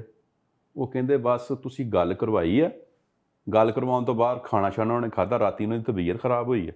ਅਸੀਂ ਹਸਪਤਾਲ ਲਗਾਏ ਹਾਂ, ਉਹਨਾਂ ਨੇ ਡਾਕਟਰਾਂ ਨੂੰ ਚੈੱਕ ਕਰਾਇਆ ਅਤੇ ਬਾਬੇ ਸਾਡੇ ਨੇ ਕਿਹਾ ਨਹੀਂ ਪੁੱਤਰੋ ਬਸ ਮੇਰੀ ਕਹਾਣੀ ਹੁਣ ਖਤਮ ਹੋ ਗਈ। ਮੈਨੂੰ ਫਿਰ ਉਸੇ ਟਾਈਮ ਬਾਬਾ ਜੀ ਦੇ ਅਲਫਾਜ਼ ਚੇਤੇ ਆ ਗਏ। ਬਾਬਾ ਜੀ ਕਹਿੰਦੇ ਸੀ, ਬਾਰ-ਬਾਰ ਮੈਨੂੰ ਕਹਿੰਦੇ ਸੀ ਕਿ ਮੈਂ ਹਰ ਨਮਾਜ਼ ਤੋਂ ਬਾਅਦ ਦੁਆ ਕਰਦਾ ਕਿ ਯਾ ਅੱਲਾ ਮਰਨ ਤੋਂ ਪਹਿਲਾਂ ਮੈਨੂੰ ਇੱਕ ਵਾਰੀ ਮੇਰਾ ਪਿੰਡ ਵਿਖਾ। ਇਹ ਇੱਕ ਵਾਕਿਆ ਸਿਰਫ ਵੇਖਣ ਵਾਸਤੇ ਉਹ ਜ਼ਿੰਦਾ ਸਨ, ਅੱਲਾਹ ਤਾਲਾ ਨੇ ਬਸ ਉਹਨਾਂ ਨੂੰ ਉਹ ਵਿਖਾਉਣਾ ਸੀ। ਇਹ ਇਹੋ ਜਿਹੇ ਬੇਸ਼ੁਮਾਰ ਵਾਕਿਆਤ ਨੇ ਜਿਹੜੇ ਮੇਰੀ ਜ਼ਿੰਦਗੀ ਨਾਲ ਜੁੜੇ ਆ, ਜਿਨ੍ਹਾਂ ਨੂੰ ਮੈਂ ਪਿੰਡ ਵਿਖਾਏ, ਉਹਨਾਂ ਕੋਲ ਦੁਆਵਾਂ ਲਈਆਂ, ਬੜੇ ਬੜੇ ਖੁਸ਼ੀ ਦੇ ਉਹਨਾਂ ਦੇ ਜਜ਼ਬਾਤ ਸੀ। ਫਿਰ ਉਹਨਾਂ ਦਾ ਇੱਕ ਸਪੋਰਟਸ ਮਿਨਿਸਟਰ ਰਿਹਾ ਚੜ੍ਹਦੇ ਪੰਜਾਬ ਦਾ, ਅਤੇ ਉਹ ਇੱਕ ਬਾਬਾ ਜੀ ਸੀ, ਉਹਨਾਂ ਦਾ ਉਹ ਰਾਮੂਆਣੇ ਦੇ ਇਲਾਕੇ ਦੇ ਸੀ ਸ਼ਾਇਦ। ਉਹਨਾਂ ਦੇ ਮੈਂ ਵੀਡੀਓ ਪਾਈ, ਉਹ ਫਿਰ ਉਹਨਾਂ ਨੇ ਬਕਾਇਦਾ ਉਹਨਾਂ ਨੇ ਬੜੀ ਖੁਸ਼ੀ ਦਾ ਇਜ਼ਹਾਰ ਕੀਤਾ। ਉਹ ਫਿਰ ਉਸੇ ਪਿੰਡ ਦੇ ਸੀ। ਉਹ ਬਾਬਾ ਜੀ ਨਾਲ ਗੱਲ ਹੋਈ, ਉਹ ਫਿਰ ਸਰਦਾਰਾਂ ਦੀ ਦੂਜੇ ਉਹਨਾਂ ਨੇ ਦੱਸਿਆ ਕਿ ਸਾਡੇ ਪਿੰਡ ਦੇ ਜਿਹੜੇ ਫਲਾਂ ਸੀਗਾ ਤੇਰਾ ਖੇਡਦਾ ਹੁੰਦਾ ਸੀ, ਉਹ ਸਪੋਰਟਸ ਦਾ ਮਿਨਿਸਟਰ ਲੱਗਾ ਅੱਜ ਕੱਲ੍ਹ, ਬੜਾ ਅੱਗੇ ਨਿਕਲ ਗਿਆ। ਮਤਲਬ ਇਹ ਬਹੁਤ ਸਾਰੇ ਰਿਸ਼ਤੇ ਸੀ। ਜਿਵੇਂ ਸਹੇਲੀਆਂ ਸੀ ਬਚਪਨ 'ਚ, ਦੋ ਸਹੇਲੀਆਂ, ਉਹ ਸੱਤਿਆ ਕੌਰ ਅਤੇ ਨੂਰ ਬੀਬੀ, ਉਹਨਾਂ ਨੂੰ ਮਿਲਾਇਆ 75 ਸਾਲ। ਦੋਵੇਂ ਆਪਸ 'ਚ ਖੇਡਦੀਆਂ। ਇੱਕ ਸੀ ਸਰਦਾਰ ਦੀ ਧੀ ਠਾਕਰ ਸਿੰਘ ਦੀ, ਬਸੀ ਗੁਲਾਮ ਹੁਸੈਨ ਪਿੰਡ ਸੀ ਉਹਨਾਂ ਦਾ ਹੁਸ਼ਿਆਰਪੁਰ 'ਚ, ਅਤੇ ਜਿਹੜੀ ਨੂਰ ਬੀਬੀ ਉਹ ਨਨਕਾਣਾ ਸਾਹਿਬ ਰਹਿੰਦੀ ਸੀ। ਨੂਰ ਬੀਬੀ ਨੇ ਕਿਹਾ ਮੇਰੀ ਸਹੇਲੀ ਹੁੰਦੀ ਸੱਤਿਆ ਕੌਰ, ਅਸੀਂ ਇਕੱਠੀਆਂ ਗੋਟੀਆਂ ਖੇਡਣੀਆਂ, ਸਟਾਪੂ ਖੇਡਣਾ, ਅਸੀਂ ਗੁਰਦੁਆਰੇ 'ਚ ਕੋਈ ਚੀਜ਼ ਵੰਡੀ ਜਾਣੀ ਅਸੀਂ ਉੱਥੋਂ ਲੈ ਲੈਣੀ, ਜੇ ਮਸਜਿਦ 'ਚ ਕੋਈ ਕਿਸੇ ਨੇ ਚੀਜ਼ ਵੰਡਣੀ ਅਸੀਂ ਉੱਥੋਂ ਲੈ ਲੈਣੀ, ਜੇ ਈਦ ਆਉਣੀ ਤਾਂ ਅਸੀਂ ਉਹਨਾਂ ਘਰ ਸੇਵੀਆਂ ਭੇਜਣੀਆਂ, ਜਦੋਂ ਉਹਨਾਂ ਦਾ ਕੋਈ ਤਿਉਹਾਰ ਆਉਣਾ ਉਹਨਾਂ ਨੇ ਸਾਡੇ ਘਰ ਕੋਈ ਚੀਜ਼ ਭੇਜਣੀ। ਕਹਿੰਦੀ ਸਾਡਾ ਮੇਰਾ ਸੱਤਿਆ ਕੌਰ ਨਾਲ ਮੇਰਾ ਬੜਾ ਹੀ ਪਿਆਰ ਸੀ। ਮੈਂ ਮਾਂ ਜੀ ਕਿੰਨੀ ਉਮਰ ਸੀ? ਕਹਿੰਦੀ ਮੇਰੀ ਕੋਈ 14-15 ਸਾਲ ਉਮਰ ਸੀ, ਅਤੇ ਸੱਤਿਆ ਕੌਰ ਵੀ ਕੋਈ 16-17 ਸਾਲ ਦੀ ਸੀ। ਅਤੇ ਦੇਖੋ ਮਜ਼ੇਦਾਰ ਵਾਲੀ ਗੱਲ, ਸੱਤਿਆ ਕੌਰ ਦਾ ਇੰਟਰਵਿਊ ਲਿਆ ਸਾਂਵਲ ਧਾਮੀ ਸਾਹਿਬ ਨੇ ਚੜ੍ਹਦੇ ਪੰਜਾਬ 'ਚ। ਅੱਛਾ। ਪਾਰਟੀਸ਼ਨ ਦੀ ਅਗਰ ਸਭ ਤੋਂ ਪਹਿਲੀ ਸਟੋਰੀ ਰਿਕਾਰਡ ਕੀਤੀ ਚੜ੍ਹਦੇ ਪੰਜਾਬ 'ਚ, ਲਹਿੰਦੇ ਪੰਜਾਬ 'ਚੋਂ, ਉਹ ਸਾਂਵਲ ਧਾਮੀ ਸਾਹਿਬ ਨੇ। ਓਕੇ। ਹਾਂਜੀ, ਜਿਨ੍ਹਾਂ ਨੇ ਪੰਜਾਬੀ ਉੱਤੇ ਕਲਚਰ ਉੱਤੇ, ਮੈਂ ਉਹਨਾਂ ਦੀ ਪਹਿਲੀ ਵੀਡੀਓ ਜਿਹੜੀ ਵੇਖੀ ਸੀ ਇੱਕ ਮਸਜਿਦ ਦੀ ਬਣਾਈ ਸੀ ਉਹਨਾਂ ਨੇ। ਉਹ ਮਸਜਿਦ ਸੀ ਮੁਸਲਮਾਨਾਂ ਦੀ, ਉਹ ਖਾਲੀ ਸੀ, ਉੱਥੇ ਟੋਕਾ ਲੱਗਾ ਸੀ, ਉੱਥੋਂ ਮੈਂ ਉਹਨਾਂ ਨੂੰ ਵੇਖਣਾ ਸ਼ੁਰੂ ਕੀਤਾ। ਫਿਰ ਉਹਨਾਂ ਪਹਿਲੀ ਵੀਡੀਓ ਉਹਨਾਂ ਨੇ ਅਪਲੋਡ ਕੀਤੀ ਸੀ। ਉਹ ਧਾਮੀ ਸਾਹਿਬ ਨੇ ਵੀ ਸੱਤਿਆ ਕੌਰ ਦਾ ਇੰਟਰਵਿਊ ਕੀਤਾ ਸੀ। ਓਕੇ। ਅੱਛਾ, ਜਦੋਂ ਸੱਤਿਆ ਕੌਰ ਦਾ ਮੈਨੂੰ ਕਿਸੇ ਨੇ ਲਿੰਕ ਭੇਜਿਆ, ਉਹਨੇ ਕਿਹਾ ਗੱਲ ਮਲਕ ਸਾਹਿਬ ਦੇਖੋ, ਨੂਰ ਬੀਬੀ ਜਿਹਦਾ ਮੈਂ ਇੰਟਰਵਿਊ ਕੀਤਾ ਉਹ ਕਹਿੰਦੀ ਮੇਰੀ ਸਹੇਲੀ ਸੀ ਸੱਤਿਆ ਕੌਰ। ਕੀ ਬਾਤ ਹੈ। ਧਾਮੀ ਸਾਹਿਬ ਕਨੈਕਸ਼ਨ ਹੋ ਗਿਆ। ਧਾਮੀ ਸਾਹਿਬ ਨੇ ਇੰਟਰਵਿਊ ਕੀਤਾ ਸੱਤਿਆ ਕੌਰ ਦਾ, ਤਾਂ ਉਹ ਸੱਤਿਆ ਕੌਰ ਕਹਿ ਰਹੀ ਧਾਮੀ ਸਾਹਿਬ ਨੂੰ ਕਿ ਮੇਰੀ ਸਹੇਲੀ ਸੀ ਨੂਰ ਬੀਬੀ। ਹਾਏ ਹਾਏ ਹਾਏ। ਤੇ ਉਹ ਦੋਵਾਂ ਨੇ ਇੱਕ ਦੂਜੇ ਦਾ ਨਾਂ ਲਿਆ। ਫਿਰ ਦੋਵਾਂ ਨੂੰ ਅਸੀਂ 75 ਸਾਲ 72 ਸਾਲ ਬਾਅਦ ਦੋਵਾਂ ਦਾ ਆਪਸ ਵਿੱਚ ਰਾਬਤਾ ਕਰਵਾਇਆ। ਹਾਏ ਹਾਏ ਹਾਏ। ਤੇ ਦੁਆਵਾਂ ਕਿਵੇਂ ਨਾ ਲੱਭਣ ਤੁਹਾਨੂੰ ਯਾਸਰ ਹਾਂਜੀ। ਭਾਈ, ਅੱਲਾਹ ਤਾਲਾ ਨੇ ਇੰਨੀ ਤੁਹਾਡੇ ਤੇ ਸ਼ਫਕਤ ਕੀਤੀ ਹੈ, ਇੰਨੀ ਮੁਹੱਬਤ ਤੁਸੀਂ ਵੰਡਦੇ ਫਿਰਦੇ ਹੋ। ਔਰ ਇਹ ਮੈਂ ਕਹਿੰਦਾ ਕਿ ਮਤਲਬ 2 ਵਾਕਿਆਤ ਹੀ ਮੇਰਾ ਖਿਆਲ ਹੈ ਕਿ ਤੁਹਾਡੇ ਕੰਮ ਨੂੰ ਡਿਫਾਈਨ ਕਰਨ ਲਈ ਕਾਫੀ ਨੇ, ਗੋ ਕਿ ਤੁਸੀਂ ਬਹੁਤ ਜ਼ਿਆਦਾ ਕੰਮ ਕੀਤਾ, ਲੇਕਿਨ ਇਹ 2 ਵਾਕਿਆਤ ਮਤਲਬ ਮੈਂ ਸੁਣ ਕੇ ਤੇ ਮੈਨੂੰ ਇੰਨੀ ਅਪੀਲ ਕੀਤੇ ਨੇ ਕਿ ਯਾਰ ਵਾਕਈ ਦੁਆਵਾਂ ਤੁਹਾਨੂੰ ਤਾਂ ਇੱਥੋਂ ਲੱਭੀਆਂ ਨੇ ਸਾਰੀ। ਇੱਥੋਂ ਦੇਖੋ ਜੀ, ਮੈਂ ਕੋਈ ਵੀ ਚੀਜ਼ ਹੁੰਦੀ ਨਾ, ਤੁਸੀਂ ਬਜ਼ੁਰਗ ਸਾਡਾ ਅਸਾਸਾ, ਹਰ ਚੀਜ਼ ਅਸੀਂ ਉਹਨਾਂ ਕੋਲ ਲਈ, ਉਹ ਮੁਹੱਬਤ, ਉਹ ਪਿਆਰ, ਉਹ ਖਲੂਸ, ਉਹ ਘੜੇ, ਉਹ ਖੂਹ, ਸਾਰੇ ਉਹਨਾਂ ਨੇ ਸਾਨੂੰ ਮੁਤਾਰਫ ਕਰਾਏ। ਤੇ ਮੈਂ ਖੁਸ਼ਕਿਸਮਤ ਆਪਣੇ ਨੂੰ ਬੜਾ ਸਮਝਦਾ। ਮੈਨੂੰ ਅਕਸਰ ਲੋਕ ਕਹਿ ਵੀ ਦਿੰਦੇ ਆ, ਮੇਰੇ ਪ੍ਰੋਗਰਾਮ ਦੇਖਦੇ ਟੀਵੀ ਤੇ, ਤੇ ਮੈਨੂੰ ਕਿਤੇ ਬੁਲਾਉਣਗੇ ਨਾ, ਤਾਂ ਮੈਨੂੰ ਜਿਵੇਂ ਪਰਸੋਂ ਚੌਥ ਇੱਕ ਬੰਦੇ ਨੇ ਮੈਨੂੰ ਵਲੀਮੇ ਤੇ ਬੁਲਾਇਆ। ਉਹਨੇ ਕਿਹਾ ਮਲਕ ਸਾਹਿਬ ਤੁਹਾਡੇ ਹੀ ਵੀਡੀਓ ਬੜੇ ਸ਼ੌਕ ਨਾਲ ਵੇਖਦੇ ਆ, ਤੁਸੀਂ ਵਲੀਮੇ ਤੇ ਆਓ। ਸਹੀ ਹੈ। ਤੇ ਮੇਰੇ ਕੋਲ ਮੋਟਰਸਾਈਕਲ ਸੀ, ਮੈਂ ਮੋਟਰਸਾਈਕਲ ਤੇ ਜਾਂਦਾ, ਠੰਡ ਦਾ ਕਰਕੇ ਮੋਟਰਸਾਈਕਲ ਨਹੀਂ ਗਿਆ, ਮੈਂ ਬੱਸ ਤੇ ਚਲਾ ਗਿਆ। ਮੈਂ ਬੱਸ ਤੇ ਉਤਰਿਆ, ਉਹ 6-7 ਜਾਣੇ ਨਾ ਮੈਨੂੰ ਲੈਣ ਵਾਸਤੇ ਅੱਗੇ ਖੜੇ ਮਾਰਕੀ ਦੇ ਬਾਹਰ। ਜਦੋਂ ਮੈਂ ਅੰਦਰ ਵੜਨ ਲੱਗਾ ਤੇ ਉਹ ਮਾਰਕੀ ਦੇ ਬਾਹਰ ਖੜੇ, ਤੇ ਮੈਂ ਪੈਦਲ ਹੀ ਜਾ ਰਿਹਾ, ਬਲਕਿ ਰਕਸ਼ੇ ਤੋਂ ਉਤਰਿਆ। ਕਹਿੰਦੇ ਮਲਕ ਸਾਹਿਬ ਤੁਸੀਂ ਗੱਡੀ ਗੁੱਡੀ ਕੋਈ ਨਹੀਂ? ਮੈਂ ਕਿਹਾ ਨਹੀਂ ਜੀ, ਮੇਰੇ ਕੋਲ ਇੱਕ ਮੋਟਰਸਾਈਕਲ ਹੀ ਆ, ਤੇ ਉਹ ਮੈਂ ਸਰਦੀ ਦਾ ਕਰਕੇ ਨਹੀਂ ਲਿਆਂਦੀ, ਗੱਡੀ ਮੇਰੇ ਕੋਲ ਕੋਈ ਨਹੀਂ ਹੈਗੀ। ਤੇ ਇਹੀ ਮੇਰਾ ਸਿਲਸਿਲਾ ਵਾ, ਮੁਹੱਬਤਾਂ ਕਮਾਈਆਂ। ਅੱਛਾ। ਉਹ ਫਿਰ ਮੈਨੂੰ ਕਹਿੰਦੇ ਕਿ ਸਵਾਲ ਉਹਨਾਂ ਨੇ ਕੀਤਾ ਕਿ ਮਲਕ ਸਾਹਿਬ ਤੁਸੀਂ ਪੈਸਾ ਨਹੀਂ ਨਾ ਕਮਾਇਆ। ਮੈਂ ਕਿਹਾ ਯਾਰ ਤੁਹਾਨੂੰ ਕੌਣ ਕਹਿੰਦਾ ਕਿ ਪੈਸਾ ਸਿਰਫ ਦੌਲਤ ਆ? ਹਾਏ ਹਾਏ, ਇੱਜ਼ਤ ਵੀ ਦੌਲਤ ਆ। ਕੀ ਬਾਤ ਹੈ, ਬਹੁਤ ਅੱਛੇ। ਇੱਜ਼ਤ ਵੀ ਦੌਲਤ ਆ। ਮੈਂ ਬਹੁਤ ਕਿਹਾ ਅੱਛੇ। ਬਜ਼ੁਰਗਾਂ ਕੋ ਦੁਆਵਾਂ ਲਈਆਂ, ਉਹ ਵੀ ਦੌਲਤ, ਔਲਾਦ ਵੀ ਦੌਲਤ। ਤੇ ਸਭ ਐਸਾ ਤੋਂ ਤਾਂ ਕਿਸੇ ਦਿਨ ਵੀ ਆ ਤੁਹਾਡਾ ਹੈ, ਕਿਸੇ ਦਿਨ ਨਹੀਂ ਹੈ, ਉਹਦੇ 'ਚ ਕਿਹੜਾ ਐਸਾ ਹੈ। ਲੇਕਿਨ ਜਿਹੜੀ ਇਹ ਚੀਜ਼ਾਂ ਨੇ, ਮੈਂ ਕਹਿੰਦਾ ਇਹ ਜ਼ਿੰਦਗੀ ਦਾ, ਇਸ ਜ਼ਿੰਦਗੀ ਦਾ ਵੀ ਸਾਸਾ ਨੇ ਤੇ ਅਗਲੀ ਜ਼ਿੰਦਗੀ ਦਾ। ਹਾਂ ਦੇਖੋ ਜੀ, 2-3 ਚੀਜ਼ਾਂ ਮੈਂ ਜ਼ਿਕਰ ਕਰਦਾ ਚੱਲਾਂ। ਪਾਰਟੀਸ਼ਨ ਤਾਂ ਮੈਂ ਰਿਕਾਰਡ ਕੀਤੀ, ਪੁਰਾਣੇ ਵਿਰਸੇ ਨੂੰ, ਪੁਰਾਣੇ ਕਲਚਰ ਨੂੰ ਮੈਂ ਉਹ ਵੀ ਸਾਂਭਣ ਦੀ ਕੋਸ਼ਿਸ਼ ਕੀਤੀ। ਜਿਵੇਂ ਪੁਰਾਣਾ ਡਾਕੀਆ ਦਾ, ਪਹਿਲੇ ਦੌਰ 'ਚ ਡਾਕ ਵੰਡੀ ਜਾਂਦੀ ਸੀ, ਉਹ ਕੈਸਾ ਦੌਰ ਸੀ। ਜਦੋਂ ਬਿਜਲੀ ਪਿੰਡ 'ਚ ਨਹੀਂ ਸੀ, ਉਹ ਦੌਰ ਕੈਸਾ ਸੀ। ਜੰਜਾਂ ਕਿਵੇਂ ਜਾਂਦੀਆਂ ਸੀ, ਸ਼ਾਦੀਆਂ ਕਿਵੇਂ ਹੁੰਦੀਆਂ ਸੀ, ਗੱਡਿਆਂ ਦੇ ਲੋਕ ਕਿਵੇਂ ਜਾਂਦੇ ਸੀ, ਉਹ ਪੁਰਾਣਾ ਵੇਲਾ ਸਾਰਾ ਮੈਂ ਰਿਕਾਰਡ ਕੀਤਾ ਵਾ। ਤੁਸੀਂ ਆਪਣੇ ਚੈਨਲ ਦਾ ਨਾਮ ਦੋਸਤਾਂ ਨਾਲ ਸ਼ੇਅਰ ਕਰ ਦਿਓ, ਯਾਦ ਦਹਾਨੀ ਵਾਸਤੇ, ਜਿਹੜੇ ਸਾਡੇ ਆਡੀਅנס ਨੇ, ਤਾਂ ਕਿ ਉਹ ਤੁਹਾਨੂੰ ਉੱਥੇ ਵੇਖ ਸਕਣ, ਸੁਣ ਸਕਣ। ਮੇਰੇ ਚੈਨਲ ਦਾ ਕਿ ਸਾਂਝਾ ਪੰਜਾਬ 1947 YouTube ਤੇ ਮੇਰਾ ਚੈਨਲ ਹੈਗਾ। ਬਿਲਕੁਲ ਜੀ। ਤੇ ਟਿਕਟੋਕ ਤੇ ਵੀ ਇਹੀ ਹੈ। ਤੇ ਬਾਕੀ ਅਸੀਂ ਚਾਹਾਂਗੇ ਕਿ ਆਇੰਦਾ ਵੀ ਤੁਸੀਂ ਸਾਡੇ ਕੋਲ ਚੱਕਰ ਲਾਓ, ਤੇ ਅਸੀਂ ਜਿਸ ਤਰ੍ਹਾਂ ਅੱਜ ਕੁਝ ਗੁਫ਼ਤਗੂ ਕੀਤੀ ਹੈ ਤੇ ਮਜ਼ੀਦ ਗੁਫ਼ਤਗੂ ਕਰੀਏ, ਤਾਂ ਕਿ ਸਾਡੀ ਵੀ ਜਿਹੜੀ ਆਡੀਅנס ਹੈ ਉਹ ਉਹਨੂੰ ਸੁਣ ਸਕੇ ਔਰ ਇਹਨਾਂ ਨਾਲ ਇਸਤਫਾਦਾ ਕਰ ਸਕੇ। ਬਿਲਕੁਲ। ਬਹੁਤ ਬਹੁਤ ਸ਼ੁਕਰੀਆ ਯਾਸਰ ਭਾਈ, ਤੁਸੀਂ ਬਹੁਤ ਸ਼ੁਕਰੀਆ ਆਏ ਔਰ ਬੜੀ ਖੂਬਸੂਰਤ ਗੱਲਬਾਤ ਸਾਡੇ ਸਾਹਮਣੇ ਰੱਖੀ, ਔਰ ਬੜੀ ਐਸੀ ਮਾਲੂਮਾਤ 'ਚ ਇਜ਼ਾਫਾ ਕੀਤਾ ਜਿਹੜੀਆਂ ਅਸੀਂ ਪਹਿਲੀ ਵਾਰੀ ਸੁਣ ਰਹੇ ਸੀ। ਬਿਲਕੁਲ ਜੀ। ਮੈਂ ਐਂਡ ਤੇ ਇਹ ਗੱਲ ਕਹਾਂ ਕਿ ਇਹ ਅਲਹਮਦੁਲਿਲਾ ਬਹੁਤ ਸਾਰੇ ਚੈਨਲ ਤੇ ਮੈਨੂੰ ਬੁਲਾ ਚੁੱਕੇ ਨੇ, ਤੇ ਮੇਰੇ ਕੋਲ ਇੰਨੀ ਪੰਜਾਬੀ ਦਾ ਕਲਚਰ ਦਾ, ਪਾਰਟੀਸ਼ਨ ਸਟੋਰੀ, ਇੰਨਾ ਕੁ ਅਸਾਸਾ ਵਾ, ਜਾਂ ਇੰਨਾ ਕੁ ਮੇਰੇ ਕੋਲ ਹੈਗਾ ਵਾ, ਕੁਛ ਪਿੱਛੇ ਮੌਜੂਦ ਆ, ਤੇ ਮੈਂ ਅਗਰ ਸਾਲਾਂ ਤੱਕ ਵੀ ਪ੍ਰੋਗਰਾਮ ਕਰਾਂ ਮੁੱਕ ਨਹੀਂ ਸਕਦਾ। ਜਿਉਂਦੇ ਵਾਸਤੇ ਰਹੋ। ਸੱਜਣੋ ਤੇ ਮਿੱਤਰੋ, ਇਹ ਸਨ ਯਾਸਰ ਮਲਕ। ਤੁਸੀਂ ਉਹਨਾਂ ਦੀ ਗੁਫ਼ਤਗੂ ਸੁਣੀ, ਇਹ ਵੀ ਸੁਣਿਆ ਕਿਵੇਂ ਇਹਨਾਂ ਨੇ ਵਿਛੜਿਆਂ ਨੂੰ ਮਿਲਾਇਆ, ਉਹਨਾਂ ਨੂੰ ਕਨੈਕਟ ਕਰਵਾਇਆ ਆਪਸ ਦੇ ਵਿੱਚ। ਇਸ ਤੋਂ ਇਲਾਵਾ ਜਿਹੜੇ ਸਾਡੀ ਮਸ਼ਹੂਰ ਸ਼ਖਸੀਅਤ ਸਨ, ਜਿਹੜੀਆਂ ਪਾਕਿਸਤਾਨ ਦੇ ਨਾਲ ਤਾਲੁਕ ਰੱਖਦੀਆਂ ਸਨ, ਇੰਡੀਆ ਦੀਆਂ, ਜਾਂ ਇੰਡੀਆ ਦੀਆਂ ਪਾਕਿਸਤਾਨ ਨਾਲ ਤਾਲੁਕ ਰੱਖਦੀਆਂ ਸਨ, ਉਹ ਵੀ ਸਾਨੂੰ ਕੁਛ ਇਹਨਾਂ ਨੇ ਦੱਸਿਆ, ਤੇ ਅਸੀਂ ਇਨਸ਼ਾਅੱਲਾ ਇਹਨਾਂ ਨੂੰ ਫਿਰ ਵੀ ਦੁਬਾਰਾ ਇੰਗੇਜ ਕਰਾਂਗੇ ਤੇ ਮਜ਼ੀਦ ਗੁਫ਼ਤਗੂ ਕਰਾਂਗੇ। ਸਾਨੂੰ ਇਜਾਜ਼ਤ ਦਿਓ। ਰੱਬ ਰਾਖਾ। ਅੱਲਾ ਹਾਫਿਜ਼।